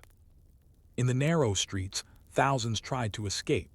The wealthy fled in litters, their slaves stumbling under the weight of silver and fine fabrics. Others carried children or small statues of their household gods. Some ran toward the Porta Marina, hopping to reach the sea, but the bay was already covered in floating pumice, and boats overturned under the rain of debris. Others sought refuge in cellars, believing stone would protect them. The ash grew heavier. Roofs collapsed under the weight. Beams groaned and snapped. The sound was deafening: the hiss of falling cinders, the crash of walls, the cries of those trapped. In Herculaneum, closer to the mountain, the darkness was total. People lit torches that barely flickered in the thick air. They could smell sulfur and burning pitch. The ground trembled continuously now, a low vibration that never stopped. And then around midnight, the wind shifted. The ash cloud collapsed. The first pyroclastic surge. From the mountainside came a wall of fire, gas, and pulverized rock, what modern science calls a pyroclastic flow, but what the Romans could only see as apocalypse. It moved faster than any man could run, over 100 kilometers per hour, and hotter than a furnace. Herculaneum vanished first. The surge swept through the town, incinerating everything in its path. Bodies were vaporized where they stood, leaving only outlines in the hardened ash. Along the shore, hundreds who had sought shelter in the boathouses died instantly, their flesh flash-boiled, their skeletons left in place for 2,000 years. In Pompeii, the wind briefly spared them. The city, though buried in meters of ash, still stood. Some survivors used the lull to flee under cover of darkness, their footprints pressed into the soft ash and preserved forever. But for those who stayed, whether trapped, praying, or resigned, the end was only hours away. The last hours. In the early dawn of August 25th, the final catastrophe came. The mountain released a second, far greater pyroclastic surge. The sky turned white with lightning and flame. Those still in Pompeii had no time to run. The flow rolled over the city, filling every street, every courtyard, every open window. The heat was so intense it stopped hearts in seconds. The ash solidified around bodies, sealing them as if in sleep. In the Garden of the Fugitives, a group of 23 people huddled together: men, women, and children. When archaeologists uncovered them centuries later, their final moments were perfectly preserved. A mother shielding her child, a man covering his face, another clutching a small vial of perfume. Elsewhere, a dog tied to a post strained against its chain, frozen mid-leap. A baker was found beside his oven, the loaves still intact, turned to stone. And in the city's forum, statues of the gods stood unbroken, watching as the living turned to dust beneath them. By noon, Pompeii was gone. Across the bay, across the water in Misenum, Pliny the Elder watched the destruction with awe and scientific curiosity. When he received pleas for rescue from friends near Herculaneum, he ordered his ships to sail into the falling ash. The men hesitated, but Pliny insisted it was both duty and discovery. He never returned. His body was later found near Stabiae, where he had collapsed, overcome by the fumes. His nephew, Pliny the Younger, preserved his memory in letters to the historian Tacitus. "My uncle fell, suffocated by the vapors, though not before writing his last observations. He met death as he had lived inquiring. The younger Pliny would survive to describe the eruption in detail, giving history one of its first scientific eyewitness accounts of a volcanic event. But for the people of Pompeii, there were no witnesses left. The silence. When the fires died down, the landscape was unrecognizable. The Bay of Naples lay under a haze of ash.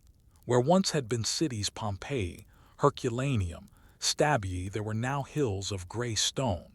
The outlines of buildings were buried under meters of debris. The air was still, the sea flat, even the birds were gone. Survivors in nearby towns tried to dig, but the scale of burial was unimaginable. The cities were written off as lost. Rome mourned briefly, then moved on. The Emperor Titus, newly crowned, called it a calamity for the ages and ordered relief for the displaced. But life elsewhere continued. Pompeii was left to its grave, sealed and forgotten. The vines grew back first. Within a few decades, farmers tilled the same soil that had buried their ancestors, unaware that beneath their plows lay entire streets, frescoes, and bodies. For almost 17 centuries, Pompeii would sleep in silence. The echo of life. When the city was rediscovered in the 18th century, it was as though time itself had paused. Walls still stood, colors still glowed. A loaf of bread remained in an oven. Graffiti on walls still joked and gossiped. Gaius loves Iris, may she love him back. Fortune favors the brave. The people of Pompeii had not vanished, they had been caught mid-breath, preserved in the instant of disaster. Their plaster-cast bodies, later made by archaeologists filling the voids left in the ash, captured gestures of fear and tenderness. Each one a moment of humanity, frozen forever. Through them, the city speaks not of grandeur or punishment, but of ordinary lives interrupted. The meaning of ruin. To modern eyes, Pompeii is tragedy and miracle intertwined. Tragedy, because an entire city perished in a single day. Miracle, because its death preserved a world otherwise lost. We know what Romans ate, how they decorated their homes, what jokes they scrawled on tavern walls, all because Vesuvius destroyed them. The same mountain that killed Pompeii became its guardian, sealing it in time. There is something almost sacred in that paradox. The volcano that silenced the city also ensured that its voice would outlast empires. Reflection, the fragility of ordinary days. Every era believes it has time. Pompeii's citizens did. They thought the tremors of 62 CE were behind them, that life was stable, that the gods had been appeased. They woke that morning expecting nothing more than the routine of living, baking, trading, gossiping. And then the sky fell. That is the lesson buried in Pompeii's ash. History is not made by great plans, but by the quiet end of ordinary days. Disaster rarely announces itself as destiny. It comes disguised as another morning. The people of Pompeii did not die because they were reckless. They died because they were human, because they trusted the ground beneath their feet. And perhaps that trust is what makes their story eternal. The city beneath the soil. For nearly 1,700 years, Pompeii lay buried, forgotten beneath its own tomb. The land healed itself. Vineyards grew where houses once stood. The slopes of Vesuvius turned green again, hiding the violence beneath their calm. Farmers plowed the earth, sometimes uncovering bits of marble or pottery, which they sold without knowing they held pieces of history. The city's name vanished from maps. Even its memory faded from the minds of the living. Only faint legends remained, stories of a lost town swallowed by the wrath of the gods, told to travelers passing through Campania. And then in 1748, the earth gave up its secret. Workmen digging for a villa stumbled upon painted walls, their colors still bright. Beneath meters of hardened ash lay entire streets, intact as the day they were buried. Pompeii had returned. The rediscovery. At first, few understood what they had found. The 18th century was an age of curiosity, and when word spread of an ancient city preserved in perfect ruin, scholars and nobles flocked to see it. Excavations began in earnest, though with methods more eager than careful. Walls were torn open, frescoes cut from their plaster, statues carted off to royal collections in Naples. Yet even amid this careless wonder, the realization grew. The city was not merely a ruin, it was a memory. Unlike Rome or Athens, whose remains stood as broken symbols of greatness, Pompeii was something different. It was a snapshot of life. The eruption had frozen an ordinary day. Pots sat on stoves, coins lay on counters. Graffiti still marked the walls with jokes and love notes. The archaeologists of the 19th century would later call it the city of the moment, a place where history had stopped breathing but never decayed. The people who returned. As excavation deepened, the city's people began to emerge not as names in books, but as forms in the ash. Hollow spaces appeared in the hardened layers where bodies had once lain. In the 1860s, an Italian archaeologist named Giuseppe Fiorelli realized what these voids were: the shape of human beings, preserved by the ash that encased them. He poured plaster into the cavities. When the plaster hardened and the surrounding ash was chipped away, the past stood before him.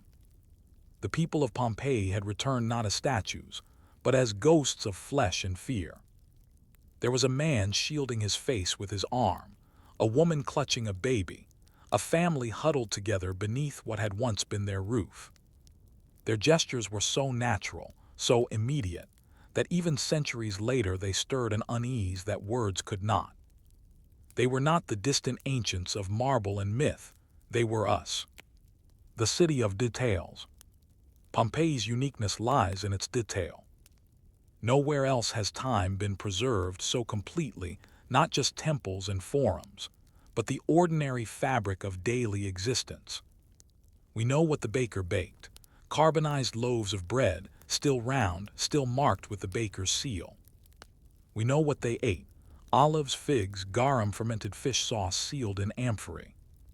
We know their humor: graffiti scratched on tavern walls reads, "We two dear men were here, may you who read this laugh." There are campaign slogans still visible. Vote for Lucius Papitius Sabinus. He's honest and good to his friends. We know their superstitions, their ritual, their indulgences. The city preserves both elegance and vulgarity, holiness and excess, the full, contradictory soul of Roman life. And because of that, it feels closer to us than any marble ruin ever could. The shadow of Vesuvius. The volcano that destroyed Pompeii did not sleep forever. Vesuvius erupted again in 1631, in 1794, and several times since. Each eruption reminded those living in its shadow that the mountain's power endures, yet people still live there. Naples and its suburbs crowd the fertile plains, drawn by the same soil that once fed Pompeii's vineyards. There is a strange resilience in this, the willingness of humanity to live beside danger for the sake of beauty and abundance. The farmers who plant grapes on the slopes of Vesuvius today are not so different from the Pompeians who did the same 2,000 years ago. They too believe that the mountain's silence is peace. Science in the ashes. In the centuries since its rediscovery, Pompeii has become a laboratory of history. Every street, every wall, every mosaic tells a story not of emperors, but of citizens. Through carbon dating, pollen analysis, and stratigraphy, archaeologists have reconstructed the rhythm of daily life in extraordinary detail. We know the city's population, around 11,000. We know its diet, its occupations, its diseases. Even skeletons reveal stories: arthritis in the knees of laborers, silver fillings in the teeth of the wealthy, parasites in the intestines of children. Pompeii teaches not through myth, but through evidence.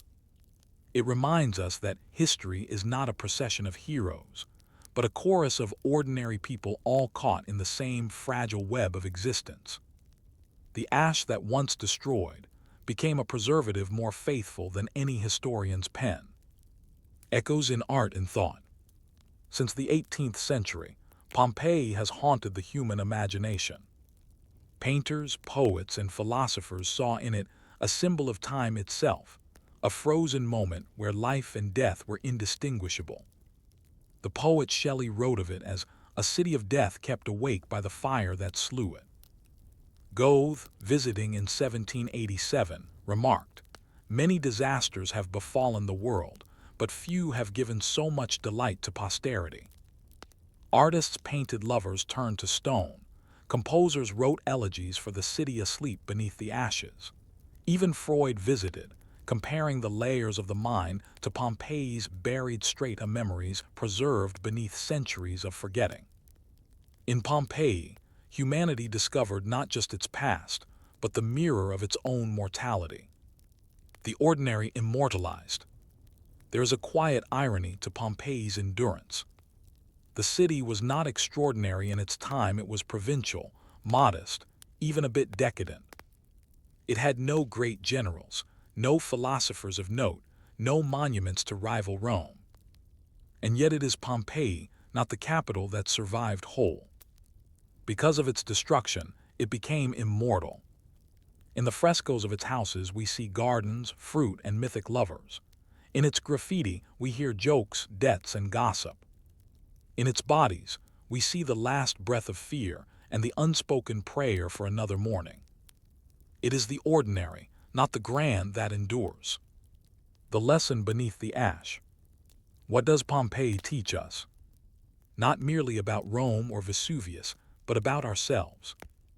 It teaches that civilization is both fragile and stubborn, that beauty and destruction can coexist, that the moments we take for granted, the taste of bread, the warmth of the sun, the laughter in a tavern, are what eternity remembers best.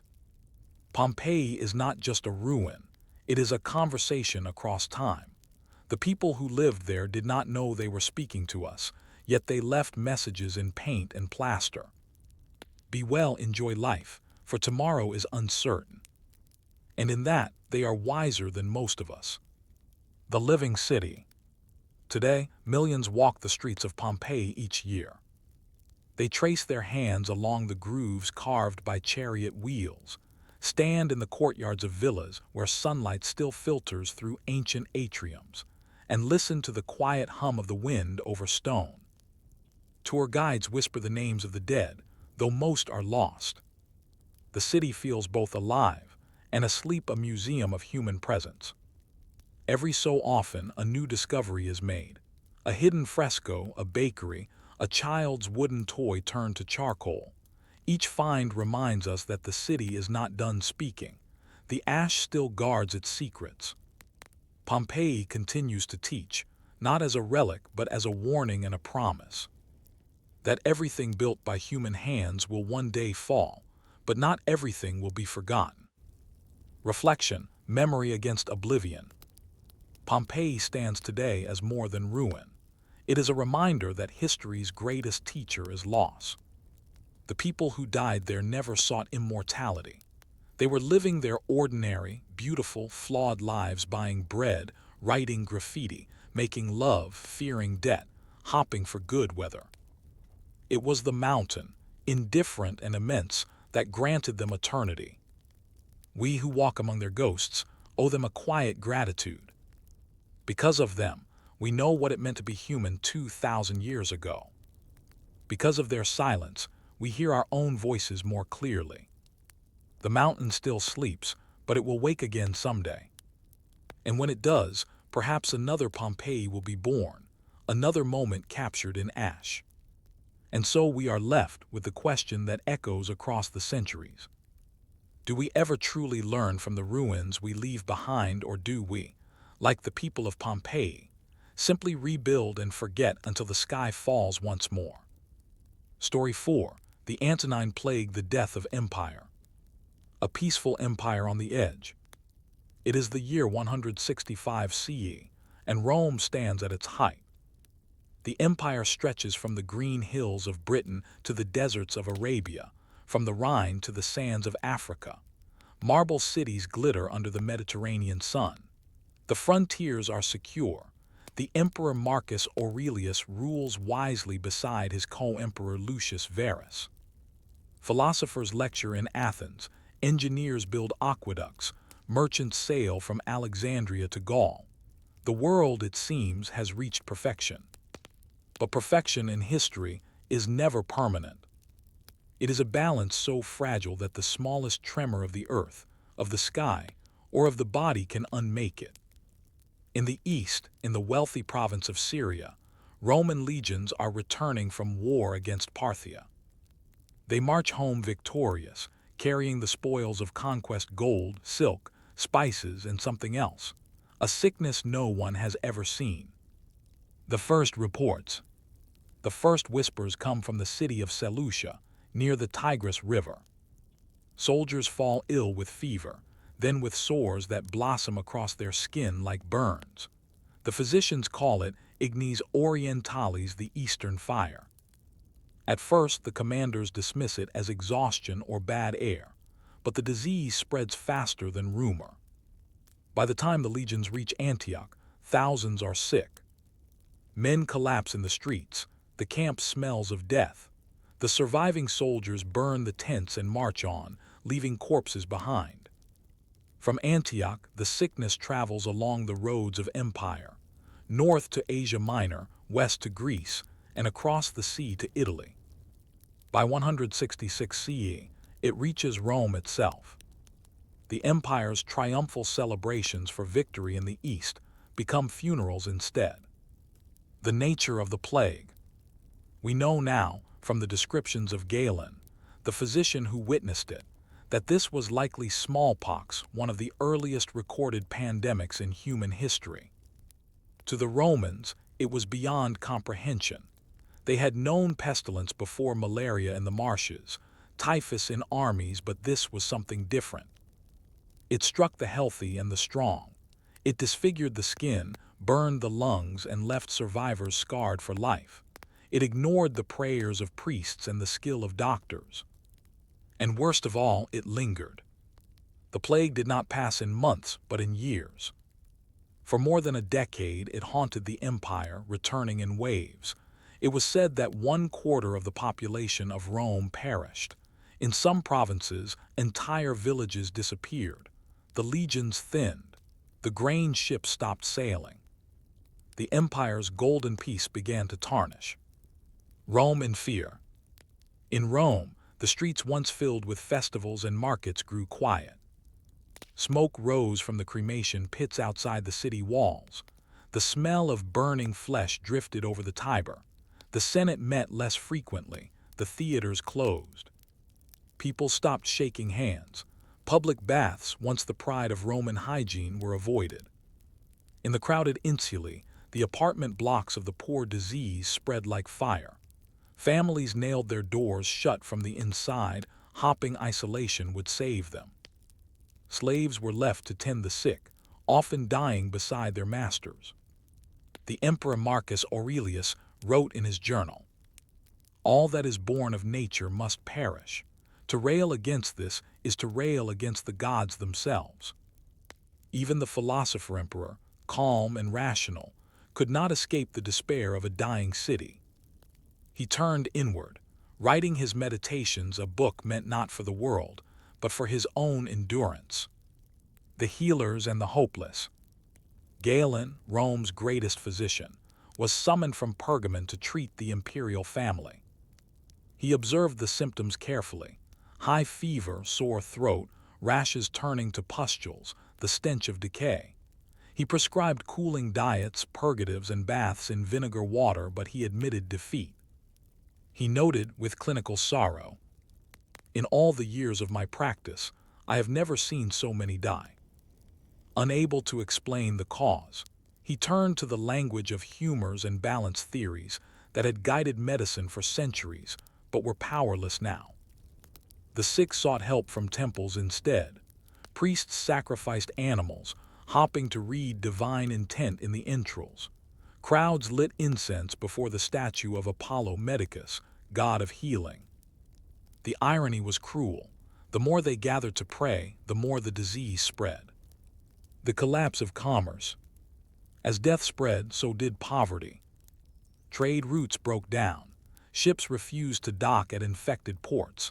Grain shipments from Egypt slowed to a trickle. In the marketplaces of Rome, bread became scarce. Prices rose tenfold. Merchants fled the city, taking their goods and their gold. Without commerce, the empire's heartbeat faltered. Taxes went unpaid, armies went unfed, and the great administrative machine that had ruled the world began to creak and shudder. In the provinces, governors wrote desperate letters to the capital pleading for grain, for soldiers, for physicians. But Rome itself was starving.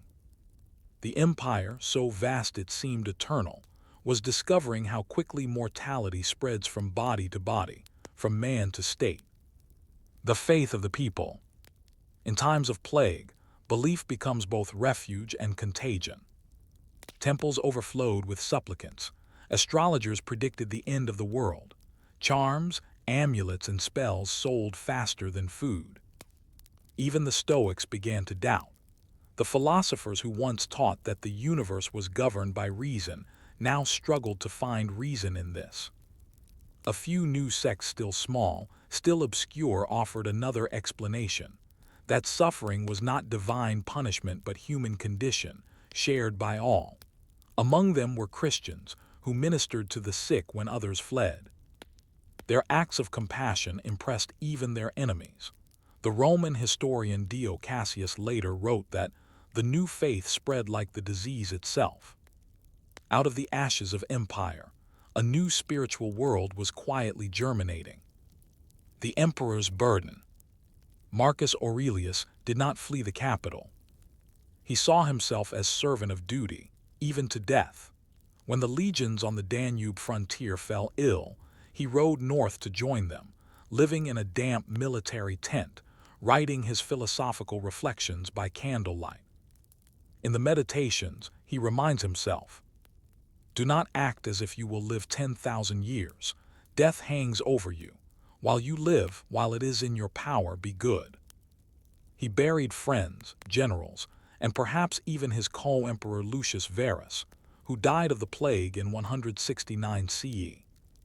The philosopher king had once ruled an empire of marble. Now he ruled a field of graves. The world grows smaller. As the plague advanced, the boundaries of civilization contracted. Frontier forts were abandoned. Germanic tribes pressed against the Rhine and Danube, meeting little resistance.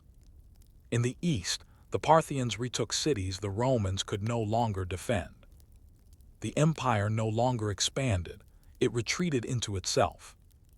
Even the great cities of the Mediterranean shrank. Alexandria, Athens, Ephesus all lost thousands. It was said that the world had grown quiet, fewer ships, fewer travelers, fewer voices. And in that silence, something fundamental changed. Rome had been built on confidence, the belief that human order could master the chaos of nature. Now, the plague whispered the opposite, that nature always wins in the end. The philosopher in the dark. In one of his last writings, Marcus Aurelius wrote, "Everything transitory is but the smoke of the pyre, but within the smoke there is the fire of the soul." He meant it as consolation, yet it reads like prophecy. Rome's light did not die in fire, but in fever, in the slow, invisible unraveling of the human body. Still, the emperor refused despair. He continued to govern, to write, to think. His reign, marked by disaster, became one of moral endurance rather than conquest. To later generations, he would embody the last calm voice before the storms that would tear the empire apart. Reflection: the sickness of empire. The Antonine Plague did not destroy Rome outright, but it weakened it irreversibly. Economy, military, and morale all bent under the weight of invisible death. It was the beginning of the long decline, a crack that would widen over centuries. Yet in that suffering, Rome also produced wisdom. From the ashes of arrogance rose humility, from the loss of certainty, philosophy. Marcus Aurelius's Meditations, written amid plague, despair, and death, remains one of the most serene works in human history. Perhaps that is the paradox of civilization, that its deepest thoughts are born not in triumph, but in ruin. The plague that began in a soldier's camp would echo for generations. It changed medicine, faith, and empire. It taught Rome that even gods can bleed. The City of Smoke. By 167 CE, the plague has become part of Rome's daily life. The Tiber flows as always, but its banks are lined with funeral pyres. The air smells of cedar and ash. The streets are quieter now, no parades, no crowded markets. Theaters once full of laughter stand silent. And yet Rome still breathes. The city's rhythms have changed, but not stopped. Bakers still bake. Scribes still copy scrolls. The aqueducts still carry water over arches older than any living soul. Life continues, though smaller, thinner, like a flame burning low. In the imperial palace, Marcus Aurelius holds council with his ministers. They speak not of conquest, but of survival, how to keep the grain ships moving, how to stop the army from disbanding, how to prevent the Senate from tearing itself apart. The empire, once a machine of triumph, is now a patient kept alive by habit and will. The fever and the legions. The Roman army, backbone of the empire, suffers most. In the camps along the Danube frontier, soldiers cough in their tents, feverish and delirious. Commanders burn the bodies, but the fires never stop. The disease moves faster than orders. Entire cohorts vanish from the rolls. Veterans die beside new recruits. Supplies rot. Horses sicken. The enemy does not need to fight. The Romans die on their own. Germanic tribes cross the border unopposed, plundering burned villages and abandoned forts. In panic, the Senate calls for new recruit slaves, freedmen, even criminals, but there are too few left to train them. A veteran writes in a letter found century later in the Egyptian sands, "We are not defeated by men but by the air. The gods fight for them, and we cannot see them." The empire, it seems, is bleeding out through its lungs. Faith in an empty forum. In the forum, the temples are full again. Every god is invoked: Apollo, Aesculapius, Isis, Mithras. Incense burns day and night. Priests chant prayers until their voices fail. Still, the dead are carried past the altars. People begin to question the old gods. If Jupiter cannot stop the pestilence, perhaps new gods can. Mystery religions spread, cults promising secret salvation, eternal life, or protection from death. One faith, still small but persistent, whispers of resurrection. Its followers refuse to abandon the sick. They bury the dead with care. Rumors spread that these Christians are immune, though they die as well. Their courage impresses even their persecutors. In times of plague, compassion becomes a strange and powerful contagion. The silence of Galen.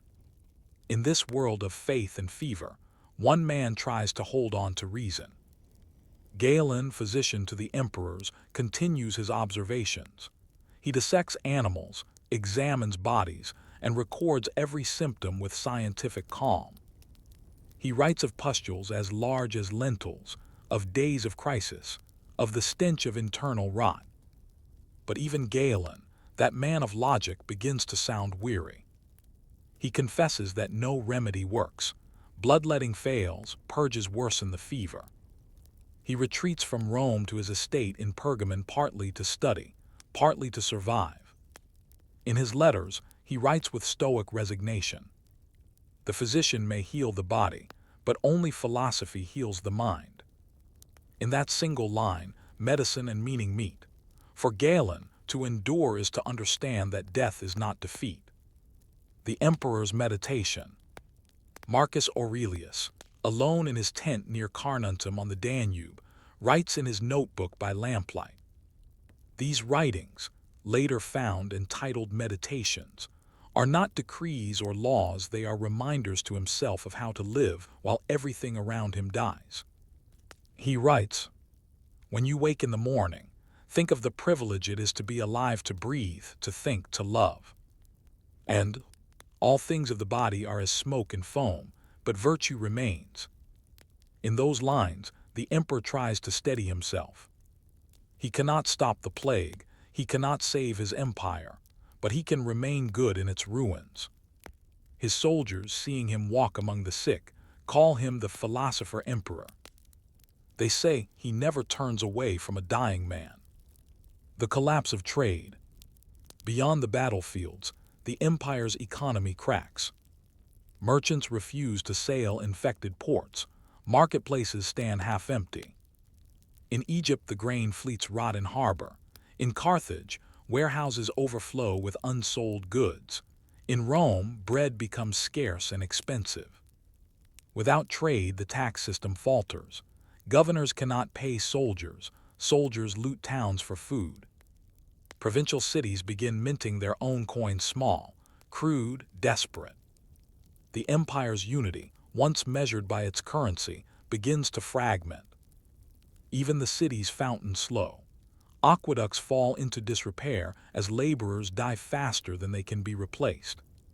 What had been eternal Rome begins to look mortal. The return of the gods of the earth. As the plague endures, philosophy bends towards superstition. Farmers once loyal to Jupiter turn to older spirits, gods of wells, fields, and crossroads.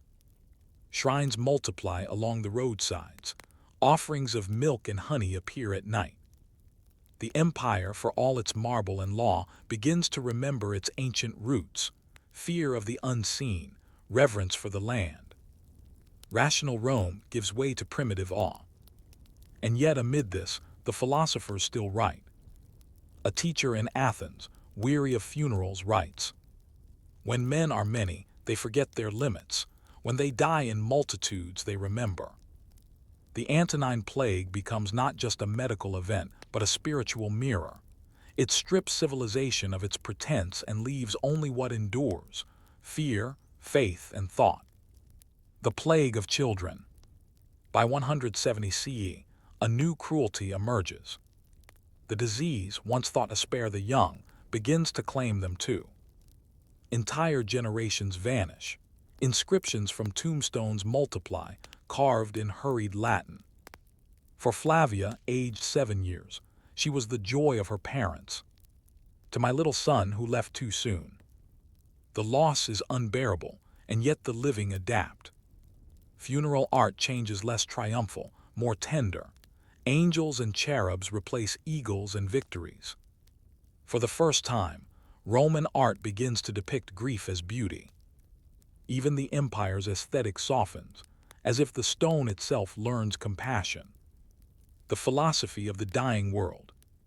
As the empire sickens, philosophy becomes the medicine of the educated. The Stoics teach endurance. Accept what is beyond your control and master what lies within.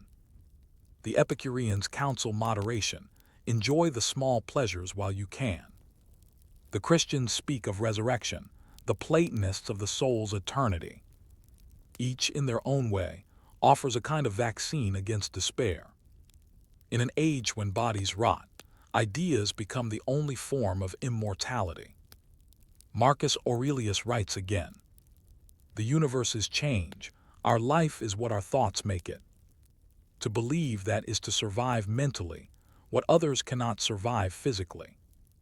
And so, through the fever, philosophy becomes not an art but a shield. The plague of faith. The plague changes religion itself. Where temples once celebrated divine power, new shrines appear dedicated to mercy and healing. Images of Apollo and Asclepius are joined by those of humble saints and foreign gods. Rome, ever pragmatic, begins to collect beliefs as it once collected territories. It is said that Marcus Aurelius himself ordered sacrifices to be made to all gods, new and old, lest any be offended.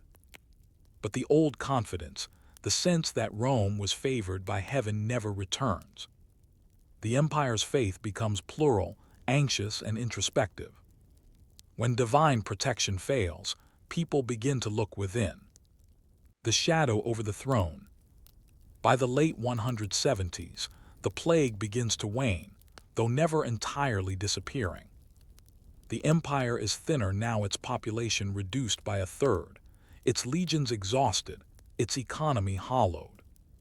Yet Marcus Aurelius still rules, his beard gone gray, his body thin from years of sleepless campaigns. He knows the empire he leaves will not be the one he inherited. His son Commodus, pampered and impulsive, is already more interested in games than governance. The philosopher's dream of a wise succession will die with him. But he does not write of despair. His final note in Meditations reads simply, "The flame burns briefly, but it burns with reason." When he dies in 180 CE, the light of the Pax Romana dies with him. Reflection, fever as teacher. The Antonine Plague taught Rome a truth it had long denied, that no empire, however vast, can conquer mortality. The disease humbled generals, silenced philosophers, and turned gods into shadows. But it also gave birth to something new, an age of reflection. In the quiet that followed, Rome became more inward, more spiritual. The foundations of late antiquity, of monasticism, of moral philosophy, of faith in endurance rather than conquest, were laid amid the ashes of fever. It was the beginning of the world's long meditation on suffering. From fire and marble, Rome had built eternity. From sickness and humility, it would learn wisdom. The empire had survived, but it was not the same empire anymore. Its body had been weakened, but its soul had begun to think. The emperor at the edge. It is the year 180 CE, and winter lies heavy over the Danube frontier. In the Roman military camp at Vindobona, modern Vienna, the cold wind sweeps through the tents, rattling the standards of the legions. Inside one of those tents lies the emperor, Marcus Aurelius, weak from fever. The physicians whisper that it is the same sickness that has haunted the empire for 15 years, the Antonine Plague, now returning for its final claim. But to Marcus, this is not tragedy. It is nature continuing her work. He has written before, "You could leave life right now. Let that determine what you do, say, and think." Now that philosophy is tested. Around him, Rome's empire still stretches vast, but its heartbeat falters.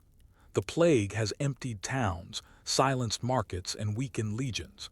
Even the emperor's body is but another reflection of the empire's decay. The last campaign. Marcus had not planned to die here. He had marched north one final time to subdue the Germanic tribes, who pressed relentlessly against the Danube. Though sick, he insisted on accompanying his troops. His presence, he believed, was a moral duty.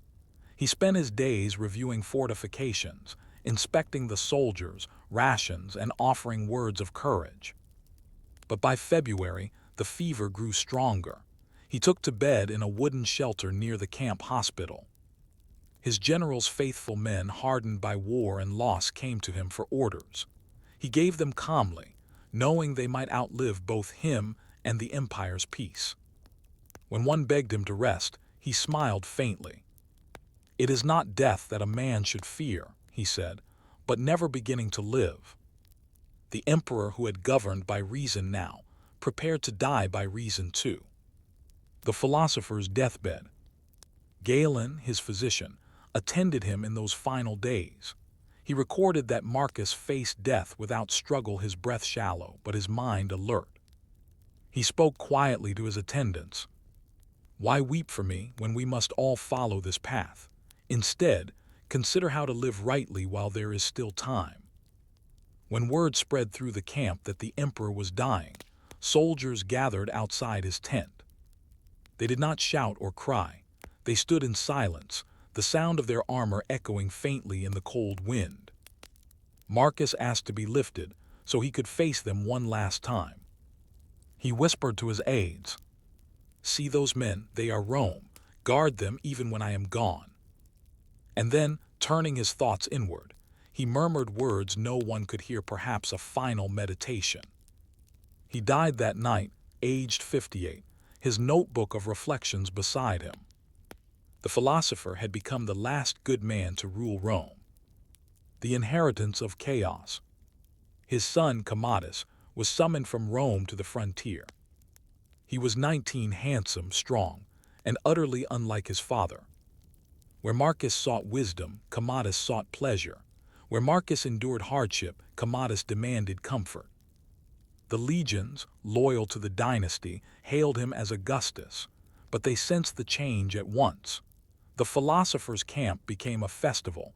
The disciplined Marcus had built unraveled within days. Commodus returned to Rome in triumph, ending his father's war without victory. He entered the city as a conqueror, though the enemy still roamed free. For the first time in centuries, an emperor abandoned the battlefield not for peace, but for games. The empire had survived the plague, but not its consequences. The end of the Golden Age. Historians later called Marcus Aurelius the last of the 5 good emperors. Those who followed would not be so wise. Under Commodus, the imperial treasury was drained for gladiatorial games and extravagance. Corruption spread like the same disease that had killed his father. The Senate, once a body of law, became an audience for the emperor's vanity.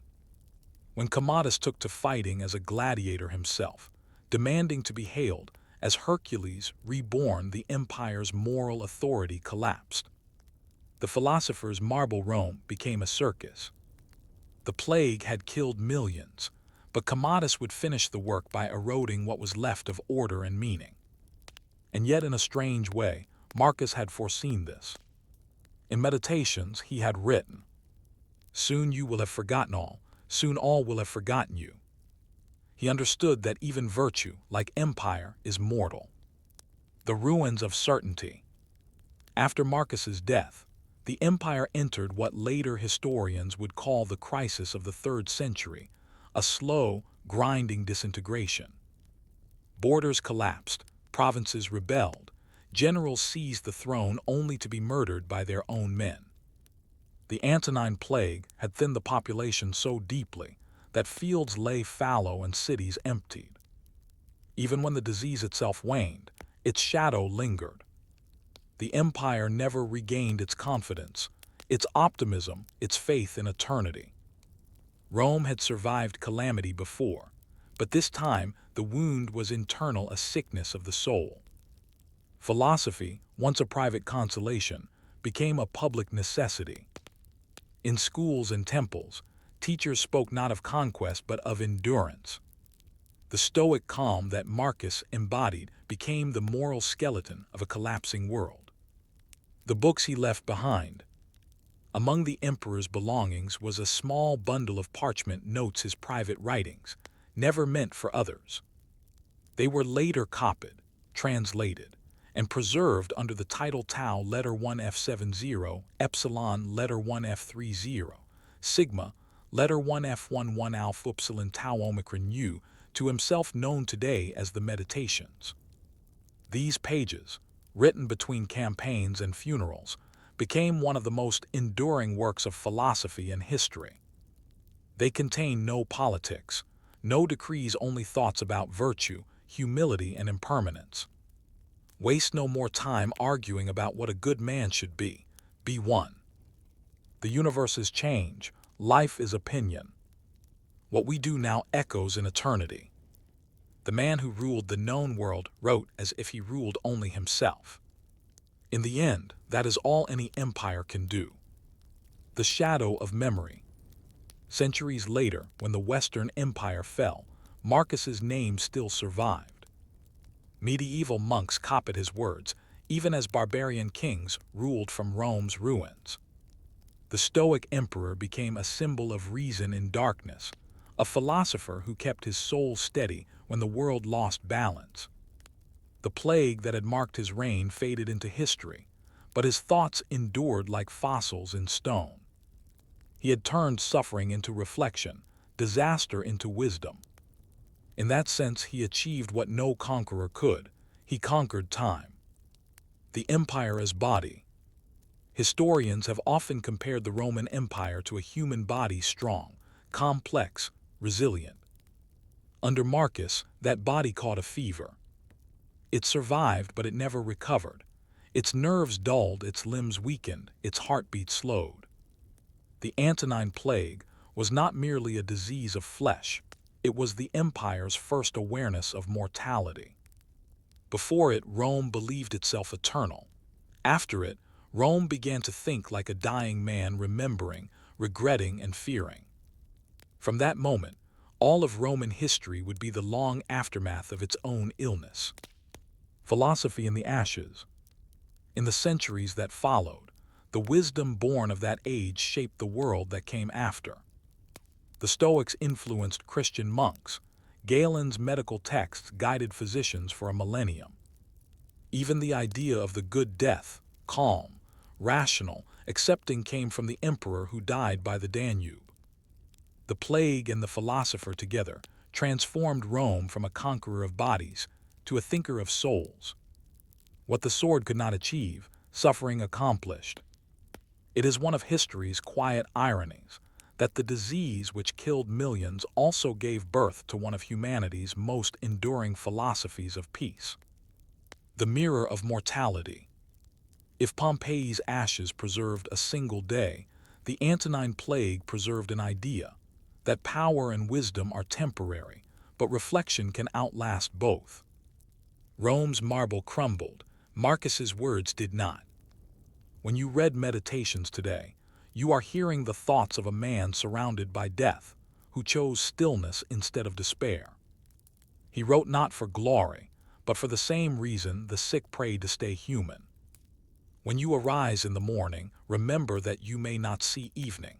When you lie down at night, remember that you may not see dawn, but live as if you were immortal in your actions.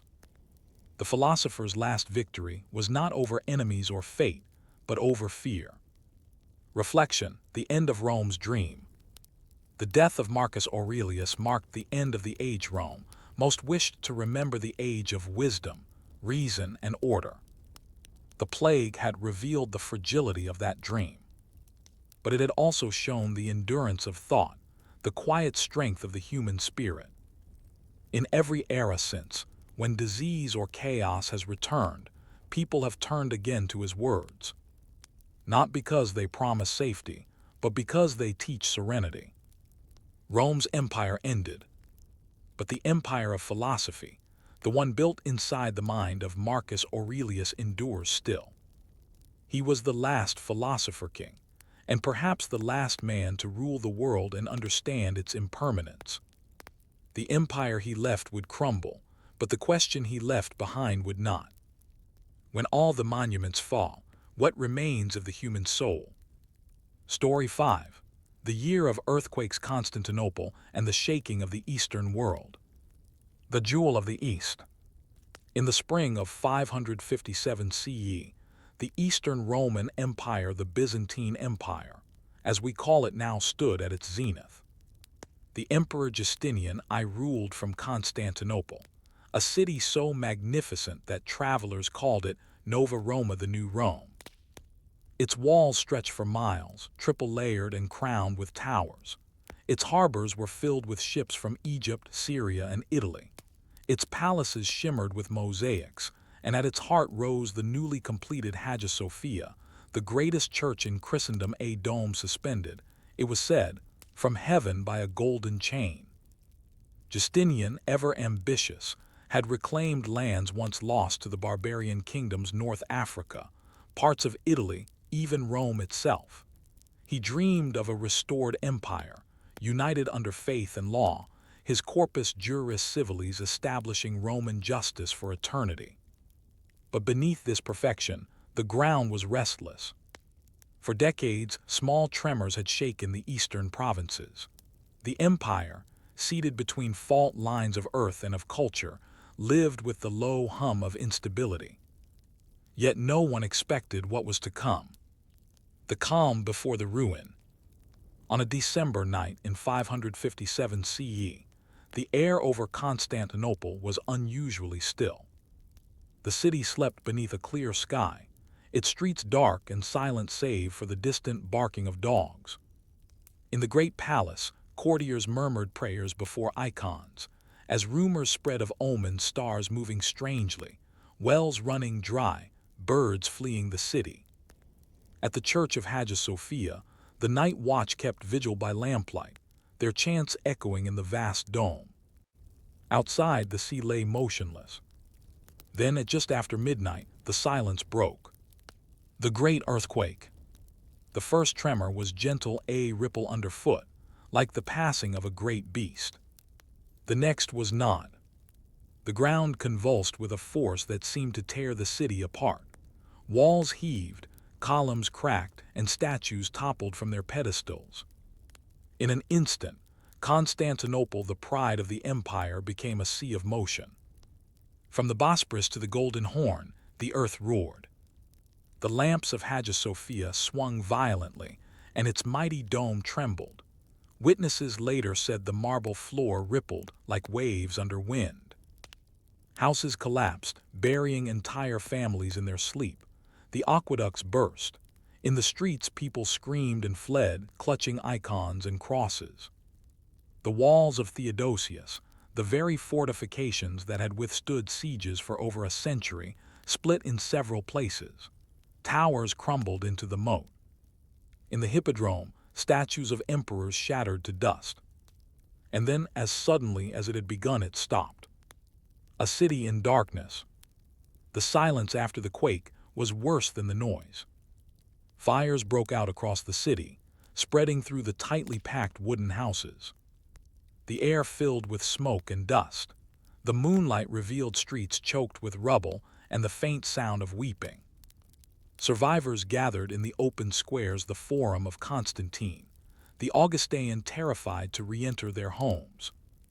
Justinian himself fled from the great palace, reportedly barefoot, leading his household to the open grounds outside the city walls. The Empress Theodora, ever composed, carried icons and relics, urging calm even as the earth continued to tremble in aftershocks. The imperial guard lit torches, but the light revealed only ruin.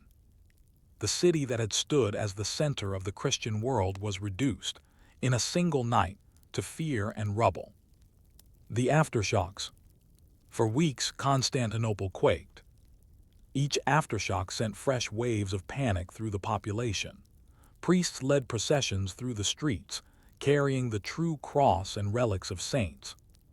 They sang hymns for mercy, their voices echoing through broken colonnades. The emperor declared a fast and ordered alms to the poor. Refugees filled the hippodrome, where makeshift tents rose among fallen statues.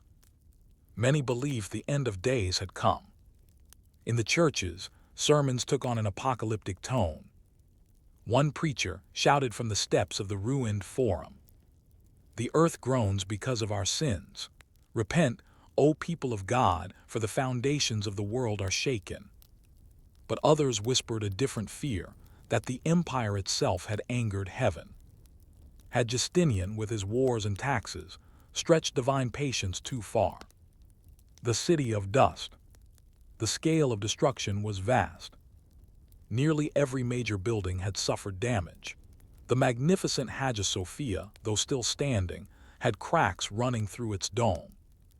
The baths, forums, and basilicas were half buried in debris. Even the bronze horses that crowned the hippodrome, ancient trophies from Greece, had fallen, their legs broken. Tens of thousands were dead. Many more were missing beneath the rubble. Bodies lay in the open air for days, unburied, while the clergy tried to keep order.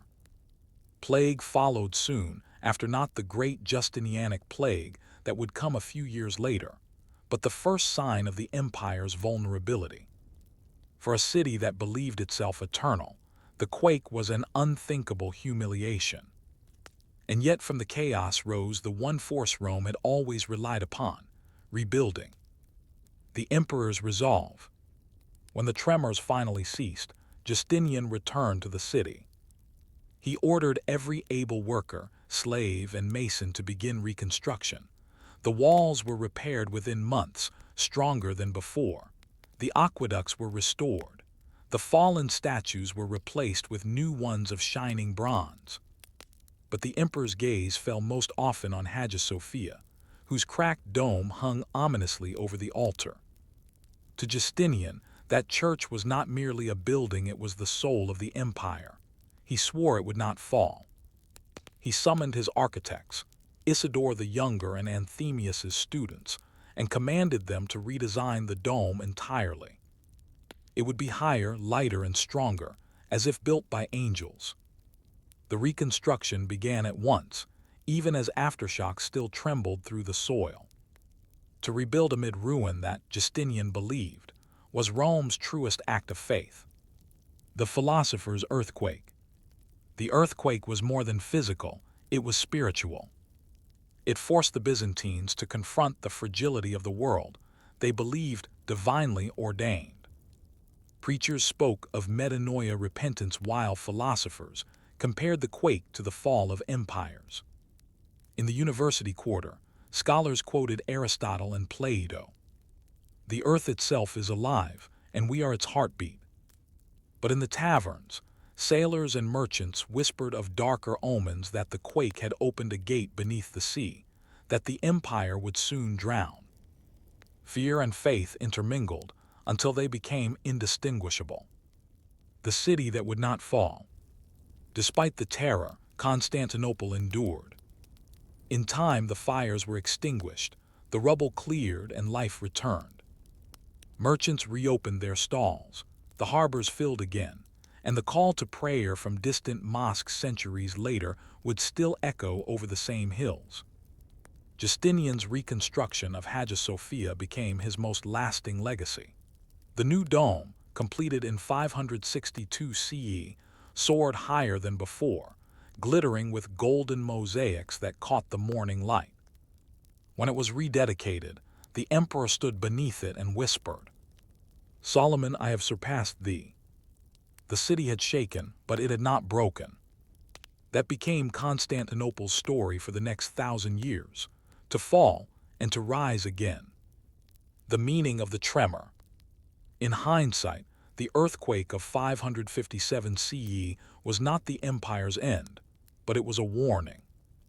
It showed how fragile even the mightiest city could be. The same walls that resisted armies could not resist the movement of the earth. For the Byzantines, it became a symbol of divine correction, a reminder that glory without humility invites ruin. To later historians, it marked the beginning of a century of disasters that would test the empire's endurance: plague, fire, invasion. Yet through all of it, Constantinople would stand. Because more than marble or gold, what made the city eternal was its memory and its stubborn refusal to surrender. Reflection: the fragility of foundations. Every empire rests on something it cannot control: the ground beneath its feet, the sea that feeds it, the faith that sustains it. Justinian built his Rome on law, beauty, and divine order. The earthquake revealed the flaw in that design, that even heaven's capital can tremble. But perhaps endurance is not measured by the absence of collapse, but by the will to rebuild. The Byzantines did not flee, they repaired. They prayed and they built again. And so, from the dust of that night in 557 CE, a lesson emerged that outlasted empire. That faith and architecture share the same truth: both are acts of rebuilding after the earth moves. The city awakens. When the earth finally stilled, Constantinople was a ghost of itself. The fires had burned out, leaving blackened columns and smoke-stained domes. The air smelled of ash and damp stone. Survivors picked their way through streets where entire neighborhoods had vanished. Yet even amid ruin, the city stirred back to life. Merchants swept rubble from their stalls. The bakers reopened their ovens. Monks returned to their monasteries, their chants echoing faintly through cracked cloisters. And in the heart of the city, surrounded by fallen marble and shattered glass, stood Hagia Sophia, wounded but standing, its great dome fractured but unfallen. To the people, it was both miracle and warning. The house of God had survived, but only just. To the Emperor Justinian, it was a challenge. The Emperor's Oath. In the days after the earthquake of 557 CE, Justinian summoned his council. The city was still trembling from aftershocks, yet the emperor stood unshaken. He declared that Hagia Sophia must not only be repaired, it must be perfected. If the dome cracked, he said, it is because heaven demands we build it higher. It was not merely pride. For Justinian, architecture was theology in stone, proof that divine order could exist on earth. The Hagia Sophia was his offering to God and to history. If it fell, the empire's faith would seem to fall with it. And so began one of the greatest reconstruction projects in the ancient world. The engineers of faith. Justinian turned to the finest minds of his age. Isidore the Younger, nephew of one of the original architects, was summoned from Miletus. He brought with him mathematicians, masons, and artisans, men who spoke the languages of both geometry and prayer. Their task was not merely technical, it was spiritual. They studied the cracked dome, the leaning piers, the twisted arches. The quake had revealed flaws even the first builders had not foreseen. The dome, originally too shallow, had thrust outward against its supports. The quake had finished what time had begun. Isidore proposed a bold solution: a new dome, higher and lighter, resting on reinforced arches. It would rise 40 feet above the old one, its ribs thinner, its curve steeper, a hemisphere turned almost into a flame. To build it would require genius. To believe it possible would require faith. The labor of rebirth. The rebuilding began in 558 CE, under constant tremors and public fear. Workers cleared the broken bricks and timber, chanting prayers as they labored. The emperor himself visited often, dressed not in imperial robes but in simple white garments, walking among the masons, urging them onward. He ordered supplies from every corner of the empire. Columns from Baalbek, marble from the quarries of Proconnesus, bricks specially fired in the kilns of Rhodes, each stamped with the mark of the cross. To steady the foundation, engineers dug deep into the earth, reinforcing the bedrock with layers of limestone and lead. The dome's base was rebuilt using hollow clay tubes, light but strong, a marvel of early engineering. And slowly, the structure rose again, an act of resurrection made visible. The prayer of builders. Each morning before work began, the builders assembled in the nave to pray. They sang hymns to the Virgin, whose image had watched over the first construction 20 years earlier. They believed that the angels who had guarded the original dome now guided their hands. The chronicler Procopius, who had witnessed the first building of Hagia Sophia, returned to record the second. He wrote, "The emperor built not with stone alone, but with the certainty that faith and reason are the same foundation." For months, the city lived under the sound of hammers and chanting. Children played among the scaffolds, merchants sold food to the workers, priests sprinkled holy water on the rising dome. The people of Constantinople, still fearful of the trembling earth, found hope in the steady climb of stone toward heaven. The mathematics of heaven. Isidore the Younger understood what few did, that beauty could be calculated. He reimagined the dome not as a static structure, but as a living geometry.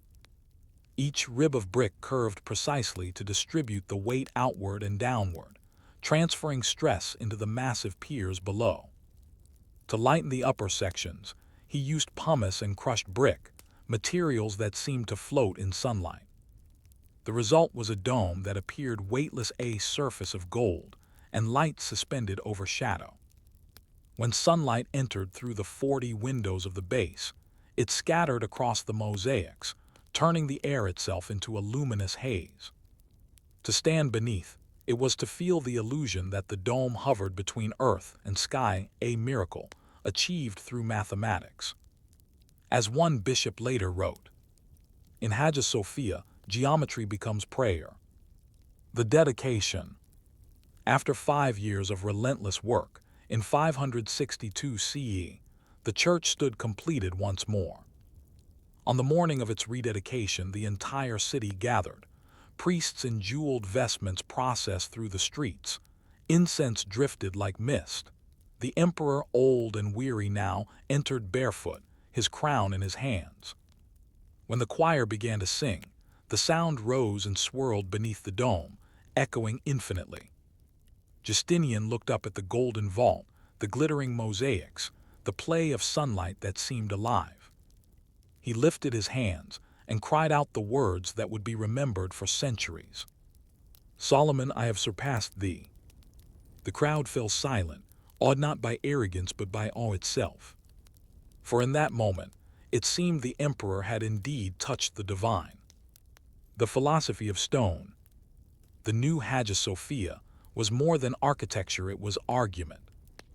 It proved that faith and intellect need not be rivals. It showed that beauty could arise from ruin, that reason could serve devotion. Justinian's architects had not erased the scars of the earthquake, they had built upon them. The cracks in the city's memory became part of its design. And so, the church became a symbol of resilience, of the idea that perfection is not the absence of failure, but the ability to begin again. Centuries later, when the philosopher John of Damascus wrote that creation is the visible thought of God, he might have been thinking of Hagia Sophia, a theology built of light. The empire reborn. For a time, it seemed as though the earthquake had been not a curse, but a purification. The city was stronger, the faith renewed. Pilgrims came from every province to see the golden dome that floated upon air. The rebuilt church became a beacon of unity in an empire that was slowly fracturing under wars and plague. But Constantinople's nature was always paradoxical. Every triumph concealed its own end. The same dome that symbolized heaven would one day see conquest and conversion. For now, though, in the soft glow of oil lamps and incense, the people believed eternity had been restored. The quiet beneath the stones. At night, when the city slept and the construction had ceased, the dome glowed faintly under torchlight. Its gold tiles caught the flicker of flames, making it seem alive, breathing in the dark. Monks prayed through the small hours, their voices low, the echo of each Kyrie a lesson rising up into the vaults. Outside, the city healed. Gardens bloomed again, markets reopened, and ships returned to the harbor. But beneath the streets, the earth still murmured, a soft reminder that nothing built by human hands is beyond trembling. Perhaps Justinian heard it too, and in that rumble found humility. Reflection, faith in the architecture of fragility. The story of Hagia Sophia's rebuilding is not only one of stone and mortar, it is a story of the human need to defy impermanence. The Byzantines believed that by raising a dome that touched heaven, they could hold eternity still. Yet the same hands that built it also knew it could fall again. And still they built.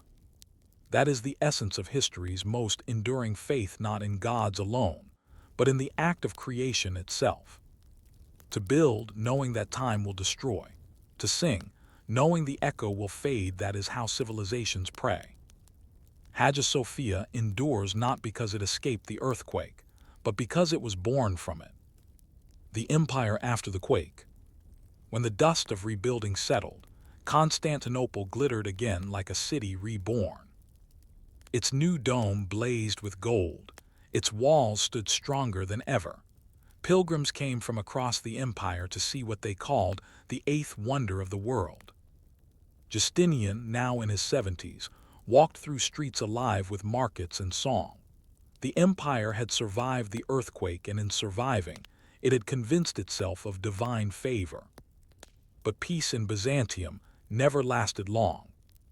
Barely a decade after the earth's fury faded, Another disaster came quieter at first, but far more merciless.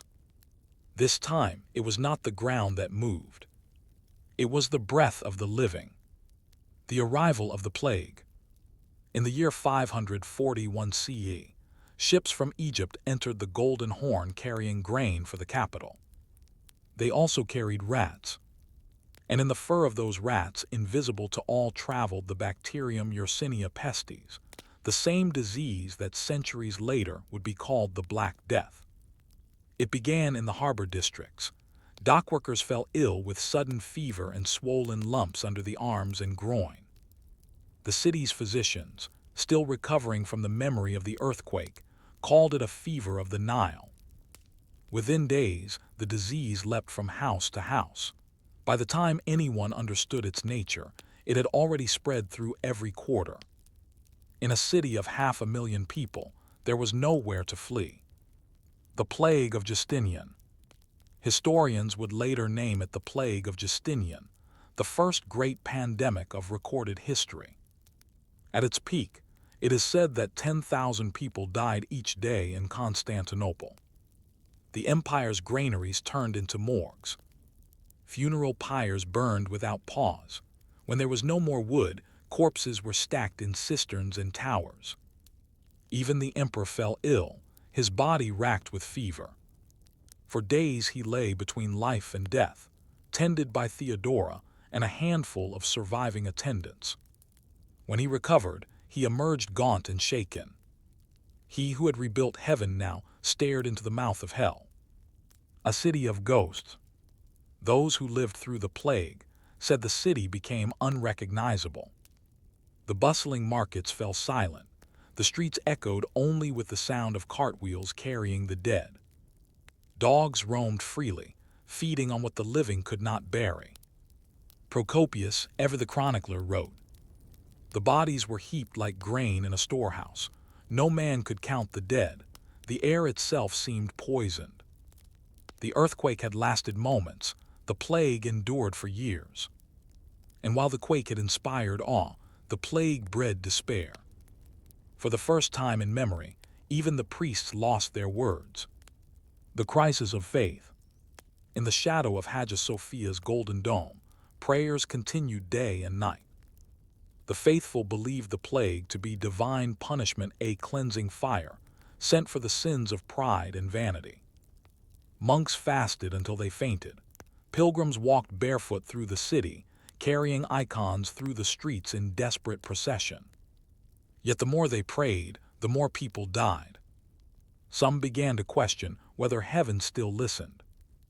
Rumors spread that the earthquake of 557 had been a warning, and the plague, its fulfillment.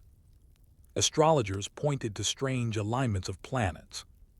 Others whispered that the empire's own sins, war, greed, and heresy had invited this ruin. Theodora, the empress, defied despair. She opened the palace granaries, fed the hungry, and sent alms to the poor. But even her efforts could not silence the growing sense that Byzantium was cursed. The return of the prophets. Amid the terror, prophets arose, wandering ascetics who claimed to see visions in the night sky. One preached that the sea itself would rise to swallow the city. Another declared that angels were counting the living and the dead. A monk named Zoilus claimed to have seen the Virgin weeping blood at the doors of Hagia Sophia.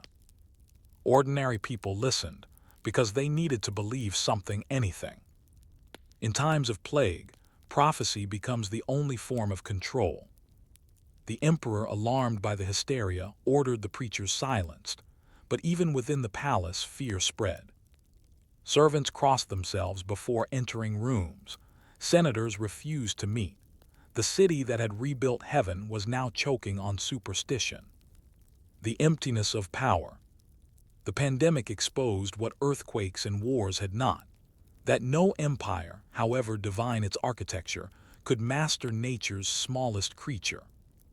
Justinian's armies, which had once conquered the western lands, now rotted in their tents. Fields went unharvested, ships unmanned, taxes unpaid. The empire shrank inward, its grandeur hollowed by the invisible. Justinian, the lawgiver and builder, became a man haunted by his own survival. He ordered endless prayers, but his tone changed, less triumphal, more penitential. In his private chapel, he is said to have whispered to his confessors, "I built a house for God, yet he shakes it still." It was not rebellion, it was recognition. The emperor, who had believed himself chosen now, understood his limits. The plague returns. Even when the first wave subsided, the disease never vanished. It returned in cycles every decade or two, sometimes in smaller outbreaks, sometimes in renewed catastrophe. By the time of Justinian's death in 565 CE, perhaps half the empire's population had perished. And yet, like the earthquake before it, the plague did not destroy Byzantium. It changed it. The empire that emerged from the catastrophe was humbler, more spiritual, more cautious of grandeur. Its art became quieter icons instead of mosaics, stillness instead of spectacle. Its theology deepened, meditating on suffering not as punishment, but as participation in divine mystery. The Byzantines, who once built to touch heaven, began instead to build to endure. The memory of disaster. Centuries later, when another generation rebuilt the city after fire or siege, they would remember those years. The earthquake, the plague, the prophecies all became part of the Byzantine imagination. Every tremor, every illness, every eclipse was seen as the echo of Justinian's age. Even the Hagia Sophia, though it stood tall, bore scars. Cracks reappeared in the dome over time, and each repair became a kind of ritual and offering against oblivion. The building itself became a chronicle of endurance, cracked, repaired, cracked again, and never abandoned. It was, in a sense, Byzantium itself, fragile, luminous, always trembling, never destroyed. The philosophy of trembling. To live in Constantinople was to live with constant motion not only of earth, but of empire and faith. People grew philosophical about it. In the writings of monks like Maximus the Confessor, we find reflections born from disaster. Creation itself groans with us, awaiting renewal. The shaking of the earth is the prayer of matter to its maker. What a profound thought, that the earthquake was not punishment, but petition. That nature, like humankind, was crying out for healing. The Byzantines came to see disaster not as the end, but as revelation moments when the veil between heaven and earth thinned enough to remind them that both were transient. The legacy of faith and fear. In the centuries that followed, Constantinople would face sieges, fires, invasions, and more earthquakes. Yet the city endured for 1,000 years more. It was never the same, but perhaps that was its strength. Faith that never trembles is blind. Faith that survives trembling is true. When the Ottomans finally entered the city in 1453, the dome of Hagia Sophia still stood. It had seen empire and plague, prophecy and silence. And in its stones, one could still feel the echo of the first quake, the faint vibration of an empire learning humility. Reflection, the empire that learned to bow. The story of Constantinople's shaking first by the earth, then by disease, is not a story of destruction, but of revelation. It shows how power, when faced with its own fragility, can become wisdom. The Byzantines learned what the Romans before them had not. That endurance lies not in domination, but in devotion. From the rubble of 557 and the plague of 541 rose a different kind of empire, one that prayed more than it boasted, that built knowing it would one day fall. And yet, even in falling, it taught the world how to rise again. The dome still stands. The city still dreams. And somewhere beneath its foundations, the earth still whispers, not with wrath, but with memory. Story 6. The Plague of Cyprian, the Death That United a Church. The Empire in Shadow. It is the middle of the 3rd century, around the year 249 CE, and the Roman Empire is exhausted. The age of Marcus Aurelius is long gone. His stoic calm has given way to the chaos of succession and civil war. In less than 50 years, Rome has seen over 20 emperors, most of them slain by their own soldiers. The frontiers are crumbling. Barbarians raid across the Rhine and Danube. In the east, the Persian Empire rises like a new storm. And within the empire itself, faith is shifting. The old gods still have temples, but their voices are faint. A new faith, small, stubborn, and forbidden, is spreading: Christianity. Then, as if the gods themselves decided to test every sinew of the world, a pestilence appears. It begins quietly: a cough in a Syrian garrison, a fever in Egypt, and spreads like smoke on the wind. No one knows what it is. Later generations will call it the plague of Cyprian, after the bishop who recorded its horror. But to those who lived through it, it was simply the death. The first signs.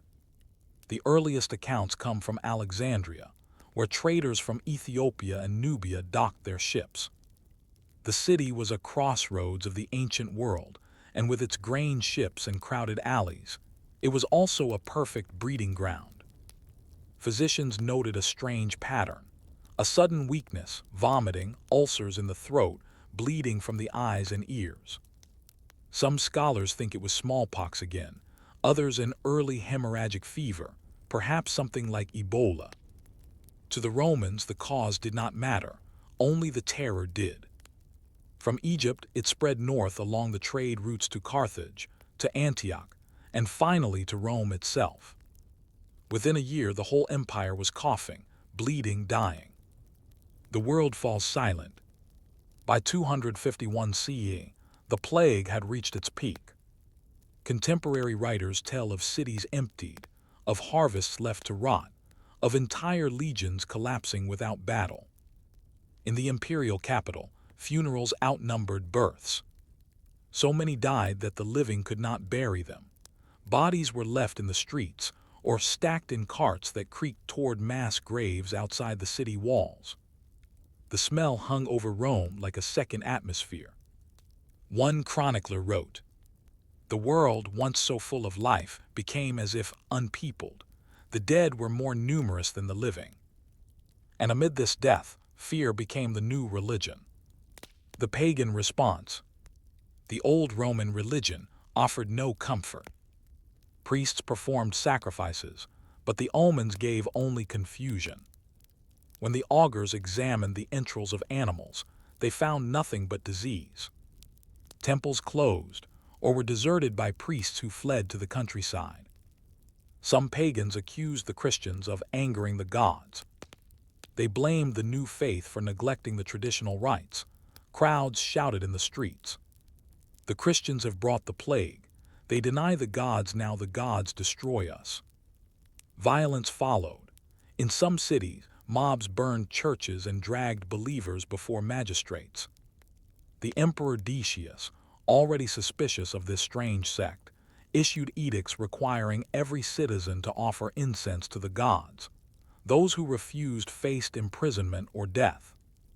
And yet, while many pagans fled the cities, the Christians stayed. The Christians among the dead. In the city of Carthage, a North African bishop named Cyprian refused to hide. He organized his followers to care for the sick, not only among their own, but among pagans too. They cleaned wounds, fed the dying, and buried the unburied. To Cyprian, the plague was not punishment, it was revelation. In a sermon written during the height of the pestilence, he said, "The pestilence is a test, not a curse. Through it, the righteous are proved and the wicked exposed." He described the symptoms vividly, not to horrify, but to remind his flock that the body is mortal and the soul eternal. The intestines are shaken with continual vomiting. The eyes are on fire with injected blood. The feet, or some parts of the limbs, are taken off by the contagion of diseased putrefaction. He did not soften the terror, he sanctified it. To die well, he told his congregation, was victory. To care for the dying, holiness. The plague for him was the crucible through which faith would be purified. A new kind of courage. The contrast between the fleeing elites and the serving Christians astonished even their enemies. The pagan historian Pontius of Carthage recorded, almost grudgingly, "While the pagans fled from the sick, the Christians took them into their houses. They did not fear death, for they believed it no enemy." In Rome, Christian deacons collected the bodies of the abandoned, cleaning them before burial. Widows cared for orphans. Priests turned their homes into infirmaries. For the first time in recorded history, an organized group cared for the dying not out of kinship or civic duty, but out of compassion alone. This quiet revolution, unnoticed by emperors, unpraised by historians, would change civilization itself. When the plague ended, many who had survived converted to the faith of those who had stayed. The emperor in fear. Meanwhile, in the imperial palace, fear reigned.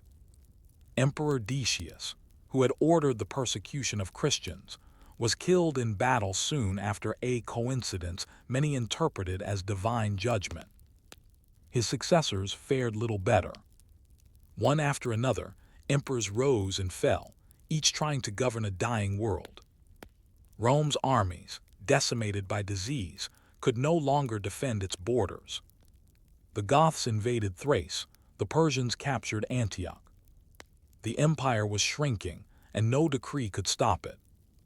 To rule Rome now was to preside over its illness. The theology of the plague. For Cyprian and his followers, the pestilence became not merely a trial but a teaching. He wrote in his De Mortalitate, on mortality, "We are not to grieve for the dead, but to thank God that they are freed from the world's corruption." This was a radical thought in an age obsessed with the body. To the Romans, death was defeat. To the Christians, it became doorway. Cyprian argued that fear itself was the true contagion, that to despair was to lose faith in the resurrection. Those who love this life too much, he warned, cling to their chains. His words spread beyond Carthage, copied by scribes, read aloud in hidden gatherings across Africa and Italy. Even as the plague burned through the empire, a new idea of endurance was taking shape, not the endurance of armies, but of spirit. The numbers of death. We cannot know how many died. Ancient records are imprecise, and the disease lasted for nearly 2 decades in waves. Modern historians estimate that at its height, the plague of Cyprian killed as many as 5,000 people per day in Rome. Towns vanished, farms were left untended, whole provinces depopulated. But what numbers cannot show is transformation. Out of this death, the Christian church gained strength. Where civic institutions collapsed, the church remained. Where the state abandoned its people, bishops filled the void. Faith became infrastructure. And the empire, though still powerful, was no longer the only power. The witness of Cyprian. Cyprian himself would not survive much longer, though not from disease. In 258 CA, under a later persecution, he was arrested for refusing to renounce his faith. When the Roman governor offered him one last chance to sacrifice to the gods, he simply said, "I am a Christian." He was beheaded outside Carthage. Those who buried him sang hymns not of sorrow, but of triumph. To them he had not died, he had witnessed. And in time, the plague that bore his name would be remembered not for its horror, but for the courage it inspired. Reflection, the faith born of death. The plague of Cyprian marked a turning point in the spiritual history of Rome. It showed that empires can crumble, and yet something invisible, belief, compassion, community, can rise stronger from their ruins. In the centuries that followed, when new plagues came, Christians would remember Cyprian's words. They would build hospitals, care for strangers, and turn suffering into sanctity. The old Roman virtue of fortitudo, courage, had found a new meaning, not the courage to conquer, but the courage to stay. The courage to touch the dying, to face death with open eyes, to believe that decay is not the end of story.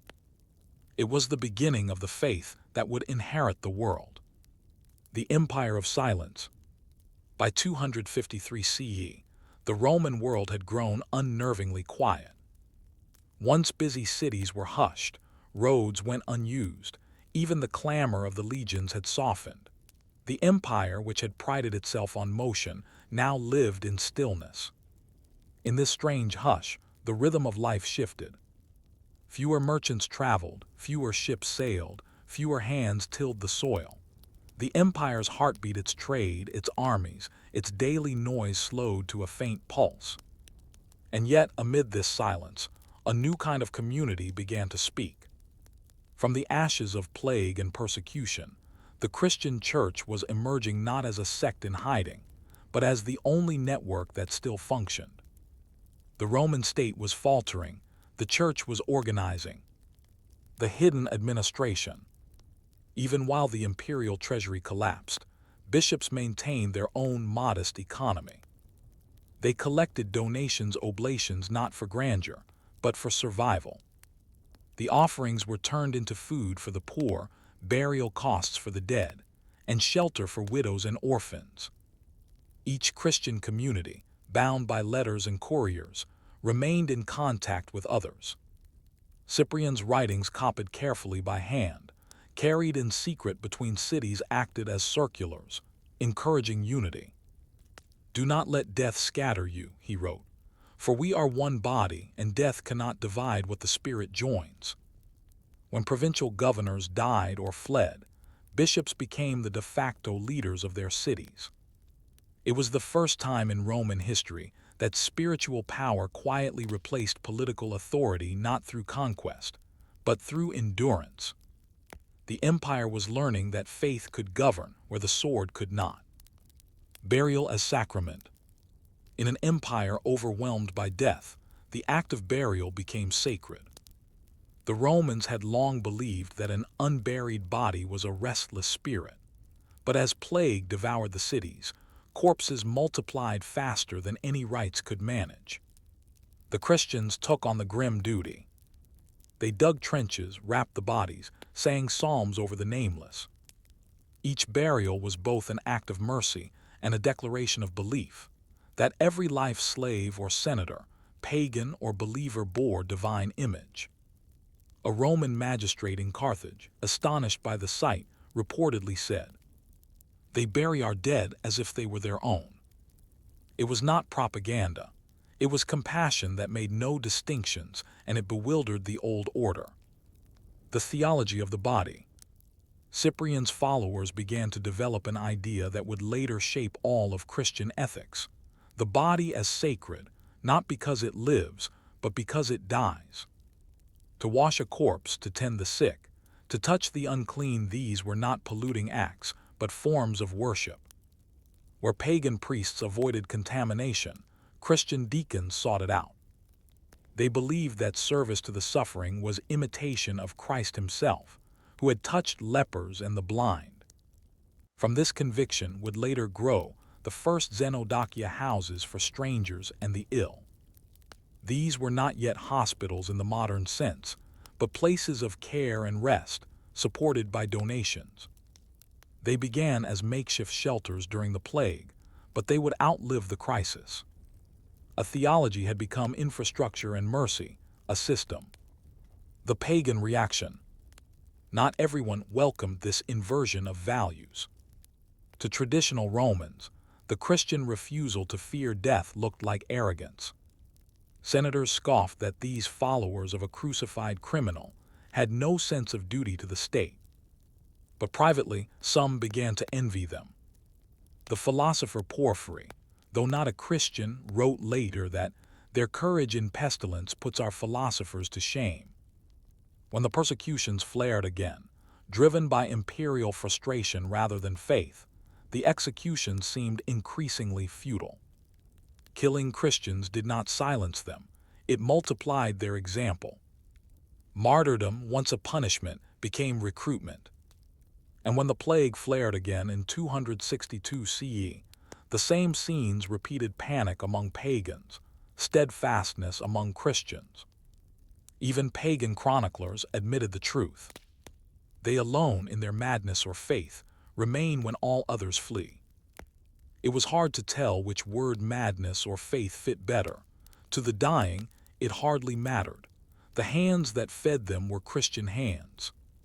The collapse of the old gods. In temples across the empire, offerings rotted on abandoned altars. Statues of Jupiter and Apollo stood before empty courtyards. The priests themselves were ill or dead, their prayers unanswered. The gods of marble had gone silent. For centuries, Rome had believed that its prosperity was proof of divine favor. Now, surrounded by death and ruin, that equation reversed. If Rome was dying, perhaps the gods had abandoned it. Or perhaps, whispered the converts, there was only one God, and he was teaching endurance through suffering. Faith, once the domain of the few, began to move quietly among the many. Letters from the dead.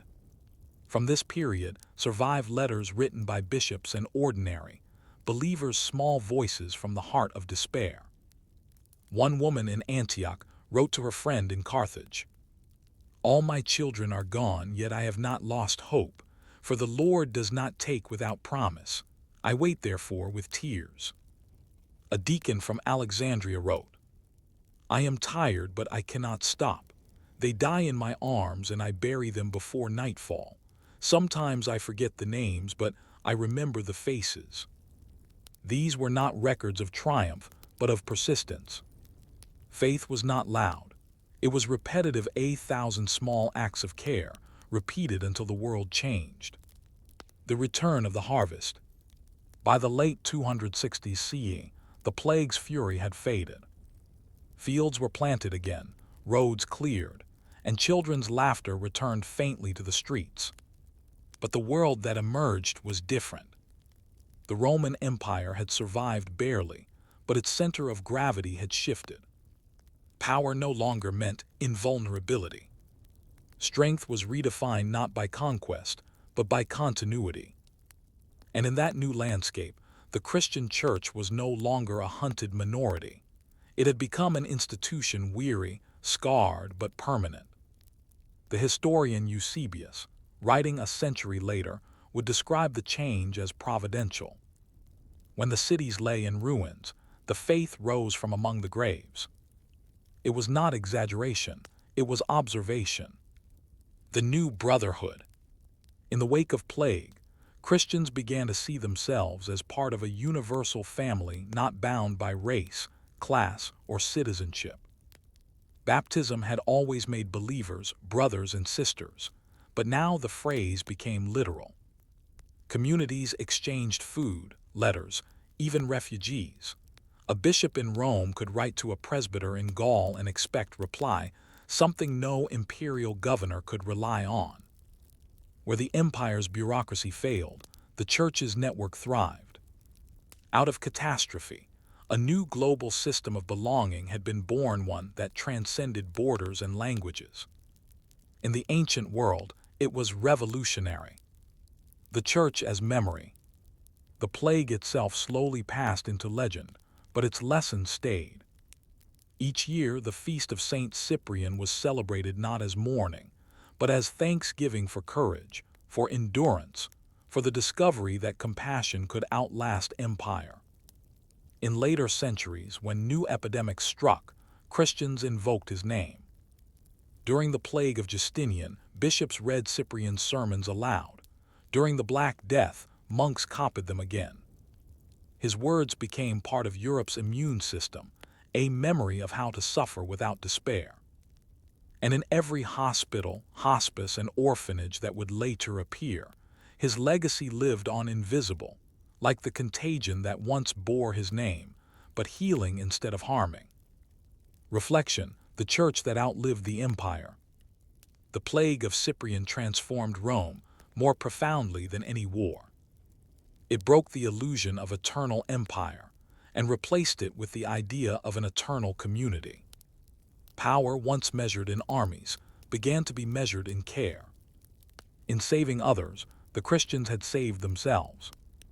The empire that survived was no longer Roman, but spiritual, a republic of souls. And perhaps that was the paradox history wanted to teach. That civilization is not defined by what it builds, but by what it refuses to abandon, even when all else falls. The old empire of marble would crumble, but the invisible empire of compassion, memory, and faith would stand for millennia. The broken empire. When the plague finally waned around 270 CE, the Roman Empire was scarcely recognizable. Its frontiers were shredded, its legions thinned by disease were shadows of their former strength. The treasury was empty, cities half deserted, the population reduced by perhaps a third. The Emperor Gallienus ruled a body without limbs, his authority challenged by generals, provinces seceding into mini-empires. To govern Rome in that time was like steering a corpse. And yet, amid this decay, something remarkable endured. In catacombs beneath the city, in ruined basilicas and hidden courtyards, the Christians gathered, prayed, and organized. Where marble monuments had fallen, their community stood flexible, invisible, alive. The empire's flesh was dying, its spirit was migrating. The memory of survival. When historians later wrote of the crisis of the 3rd century, they described political chaos, invasion, and economic ruin. But for those who lived through it, the crisis was spiritual. People had watched the world they knew, temples, trade, hierarchy dissolve. They had seen gods fail, emperors fall, and death walk their streets.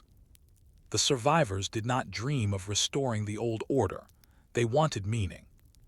The Christians offered it, not through rhetoric but through memory. They remembered the plague not as disaster, but as revelation, a time when the false distinctions of wealth and birth vanished in the face of common mortality. In the catacombs, wall paintings began to depict scenes of healing, feeding, and resurrection rather than imperial triumphs. Art itself shifted from conquest to compassion. The survivors of plague became the teachers of endurance, the new philosophers of decay. The quiet revolution. Historians often imagine revolutions as loud, but the Christian revolution after the plague of Cyprian was silent, patient, almost invisible. It did not overthrow the empire, it replaced its purpose. Where once Rome had worshipped strength, now it began to respect care.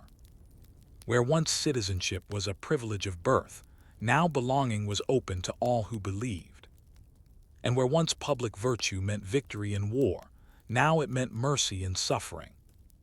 It was the first moral inversion in Western history, an empire learning that humility could outlast glory. In the ruins of amphitheaters and bathhouses, the church built its new sanctuaries. The crowds that once gathered for spectacle now gathered for liturgy, a slower, quieter drama, in which bread and wine replaced blood and sand. The empire had not ended, it had been transfigured. The ghosts beneath the streets. Beneath Rome's streets stretched miles of catacombs, subterranean labyrinths of tombs, candles, and painted walls. During the worst years of the plague, these catacombs had become not only burial grounds, but centers of worship. Here the faithful met in darkness, chanting hymns among the dead. Their prayers were not for deliverance from death, but for peace within it.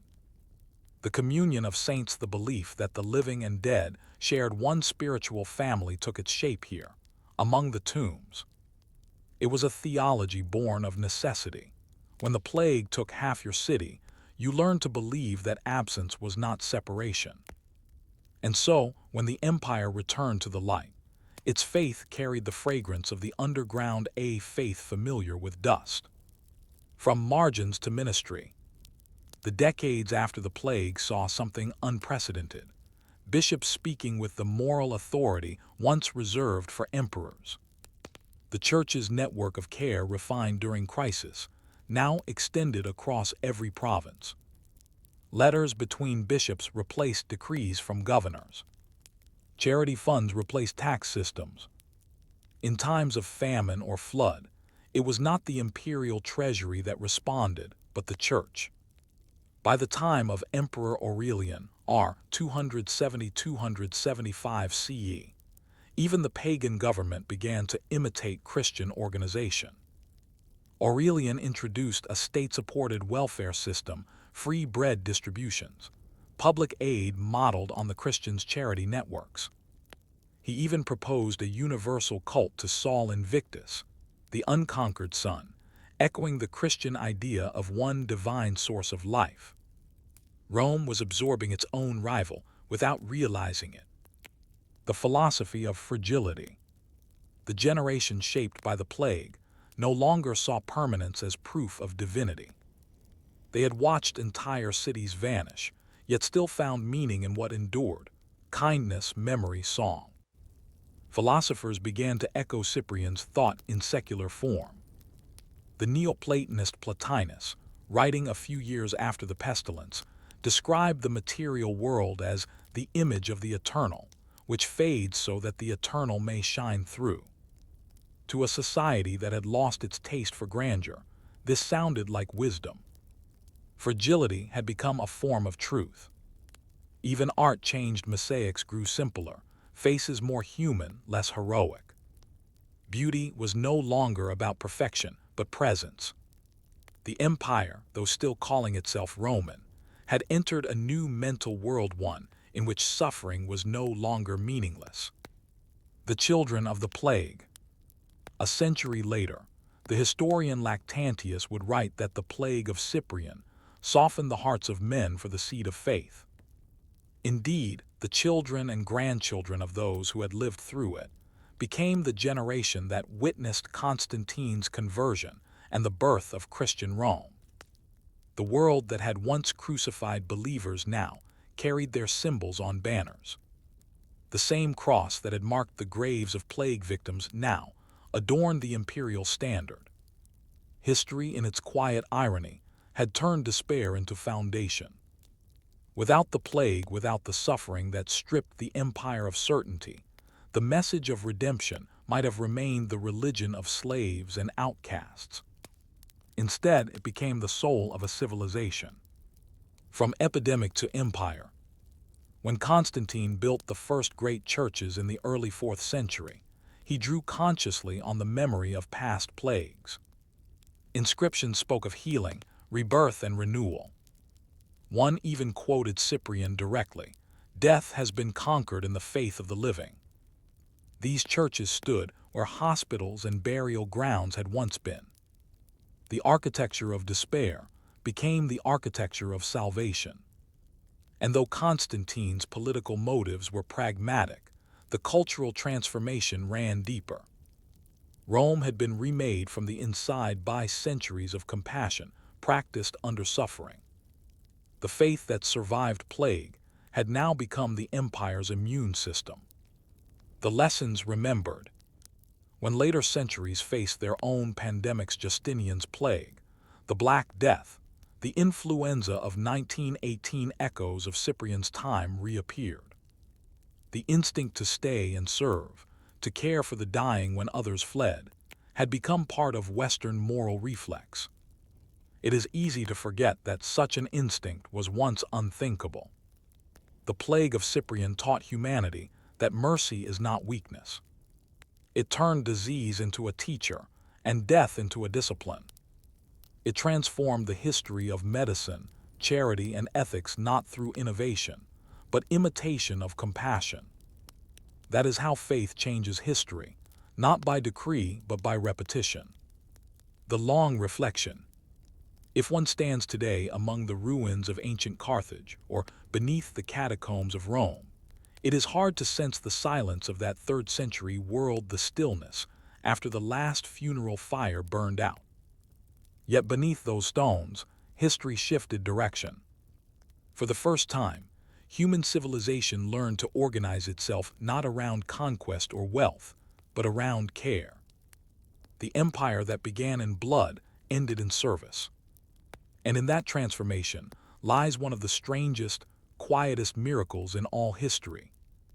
A plague that killed millions gave birth to an idea that would outlive them all.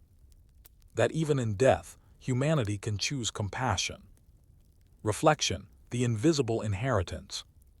The heirs of Cyprian were not emperors or generals, but midwives, nurses, priests, and nameless believers. Their legacy is invisible yet everywhere, in hospitals, charities, and every act of mercy that sees no reward. The plague of Cyprian was not the end of Rome, it was its conversion. It showed that the strength of a civilization is measured not in its monuments, but in how it treats the helpless when the monuments fall. And so from pestilence came inheritance, a vision of community that still, quietly defines us.